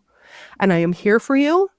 And you are not alone. And I promise you, once you go through questioning everything around you, you will not just deconstruct that which has kept you disempowered. You will reconstruct into a better version of yourself, into a more aligned version of yourself. You will decide your own sense of purpose. You will decide how it feels when you pray to whoever the fuck you want to pray to the tooth fairy. I don't give a fuck. I promise you, there is light, there's hope, there's joy, there's community, there's everything you want on this side of deconstruction, as long as you, I'm going to say it, as long as you take that leap of faith. I had so much more to talk to you guys about on this episode, but like I said, I was going to keep it stream of consciousness. This is maybe like 1/5 of what I wanted to talk about, but I'm going to leave it here for now, and we will pick up again next week. Thank you so much for tuning in. If you're here, Wow, that was great. A lot to think about. So it sounds like she's actually deconstructed a long time ago. And she was looking back on it and reflecting about why it was important and difficult. And I tend to agree with most of what she said and I tend to just agree overall that it is important. I don't know. Sometimes I feel very defeated. I feel like religious indoctrination is so thoroughly steeped in our culture and so thoroughly intertwined with power structures all over the world. It often feels like there's no point to fighting against the influence of it. But I do believe, like so many other things, that there can be a windfall where there's a lot of momentum and the world just starts to think about things very differently. And I think that these things happen a lot quicker than most of us believe. And so I think it's just religion's time. It's time to be put under the microscope and found to be inadequate, and then sent to the chopping block in favor of more useful tools for constructing our lives. Mm-hmm. But not everybody's there yet, and so it was like encouraging for me to hear that other people still think that it's important. And certainly I think, given, like she said, the loss of community and identity and just the way you've instructed your entire sense of reality, it is the most difficult thing people ever do. I always say I'm more proud of myself for deconstructing the religion I grew up with than I am for getting a PhD, because I think it's actually a rarer, more difficult accomplishment. But yeah, it's really tough, but I think it's also worthwhile, and I think we should keep encouraging people to do it. Definitely.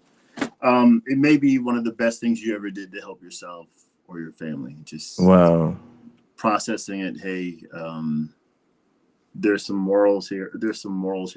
I don't align with, or maybe they're not very moral. When you consider the Old Testament, how God wanted people to burn their babies and stuff like that. The argument that people will submit, well, do you believe in objective morality?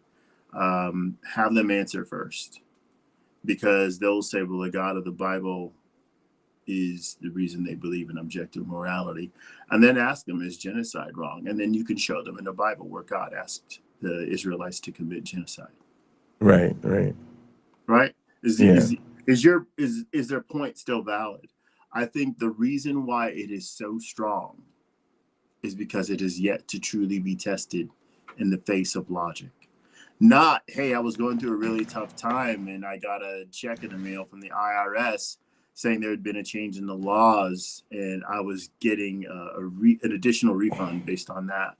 Right. Those things do happen. It happened to me earlier this year, and it came when I really needed it. However, it wasn't God, was it? It was an oversight. It wasn't God. But people will credit that the divine is looking out for them so much that he'll make a clerical error, or he will allow for a clerical error just so that person can get money in the future, rather than making their life easier or getting them a higher salary so that they didn't need emergency funding. That is always the thing, and it's even down to the level where I now even see it as absurd when people pray for the hurricane. What? Hurricane? You're praying that God stops that hurricane. Yeah, that is faith. But God caused the hurricane, according to you. Exactly. And I saw this even with the California wildfires. And yes, Christians, it sounds disgusting, but literally, as soon as the news broke, it was, this is a response to all of the sin in Hollywood and all of the crazy things that go on in California. And it was literally, they were almost salivating to give God credit as this is part of his righteous judgment. And then it was turned around, and then it was thoughts and prayers for the victims, thoughts and prayers. Oh my goodness. Oh, we pray for the victims. And I'm just like, nah, I'm good on that. Thoughts, prayers, and FEMA money. I am good on that. Like, it's just so insane to be trapped in that loop, I guess, where you have to give your God credit for natural disasters and then pray that he intervenes to stop the same said natural disasters. Yeah, if he's the one causing the problems, I can give you a shortcut. Yeah. To having to deal with the problems in the Yeah. future. But you know Hey, what? buddy, I I think that's what a lot of us are doing with them. I hate to say this, but our insistence on including these people in our machinations of society is like inviting an arsonist, a burglar, and a pipe stealer into our house to discuss the security plan. It, like the like is not going to end well for us because they're ultimately not interested in the sovereignty and security of our home to begin with. Mm-hmm. And again, I think it's time we tell people who confess that they've signed a death pact with Jesus that literally involves planning out the destruction of the planet and pretty much everyone else on it, that they have every right in the world to, but I would prefer that they don't. Right. Because honestly, again, I'll leave you with two things. So the first from earlier was, imagine what the world would be like if they really did try to live like the meek and mild Jesus from the Bible. If they really were about overchanging the money tables and removing elites from power. Imagine if what the minimum wage would be like if all the Christians demanded a higher minimum wage, if all of them demanded free healthcare, free college, demanded an end to the crisis with unhoused people. I mean, think of what a wonderful world this could be, y'all, if they actually were in favor of the policies that would make it so. So literally, they this is where the class consciousness comes for me. I'm very clear that these people could, I need you to understand that, y'all, could deliver for us the type of world we want to live in. There is enough money that we really don't need to have homelessness in this country. There really is enough school that everybody can go to school, and literally there could be some private options, but we can definitely live in a country where we afford to make sure everybody has free education options. Yeah. We definitely live in a country that can afford universal health care. And there are, you should hear about what some of these other countries do. There are other countries where if there's a specialist in a different part of the world, they will send you, fly you, pay for your housing and accommodations, and even pay for a loved one to escort you and stay with you the entire time and compensate them for their loss of wages and income. Gang, their plan sucks. There are better visions of what the world could be like. Now, I need you to imagine something else. Now I need you to imagine the type of great world we could create if all of these people who won't vote for these things would just sit their asses at home on election day and stay over there at the kiddie table and go play in the sandbox with Jesus and the Holy Spirit. Right? Like that's when you really start to understand, I think, the struggle that we are entwined with these people.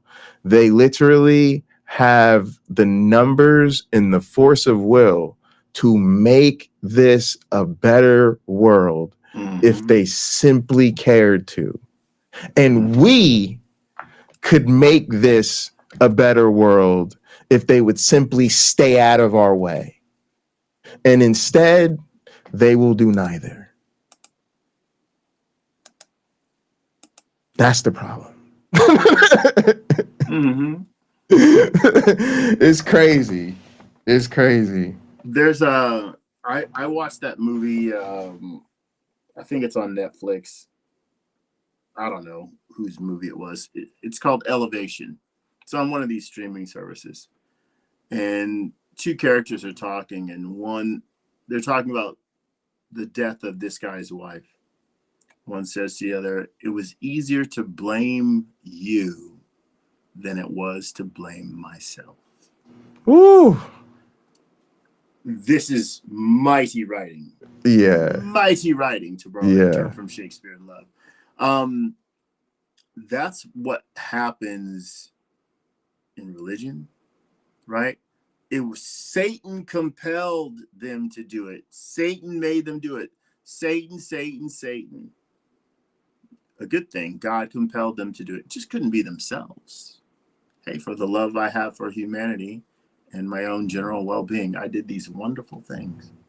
And I don't need to be rewarded for it. I just did them. Do one wrong thing. It was Satan. And couldn't it have been you? You did all these fantastic things over here. Might you have flaws that you don't necessarily know how to wrestle with and defeat? Might you need to get some education about that and overcome those those temptations in the future? Could that work out for you? Might that be better than blaming Satan, who isn't real? Yeah. Maybe. Yeah. But anyway, good choice of video for us to comment on. Yeah, I appreciated her content. Thought it was a good video. Damn, I didn't even know the name of the channel myself, to be honest. It's KCKAY Malone with an E. Ooh, that's a name. That is a name, just not a typical spelling. But yeah, all right. Thanks so much for tuning in, gang. Thanks to all the mods. Nitty, I am gonna check out Nitty. Nitty said he did a good stream this morning, so I'll check that out. I'm hanging out and Gather. That's our offline virtual headquarters. There's a link in the description. We've also got a Discord where you can stay in touch with the community offline. Thanks to everybody who was active in the chat today. I really appreciate it. Thanks for the super chats. Thanks again to those wonderful moderators. Also, shout out to the Ko-Fi gang. That's kind of our little membership thing. There's a link down in the link tree for that as well. I think that's it. You got anything else, my one black friend? No, that's it. I don't have anything else. All right, gang.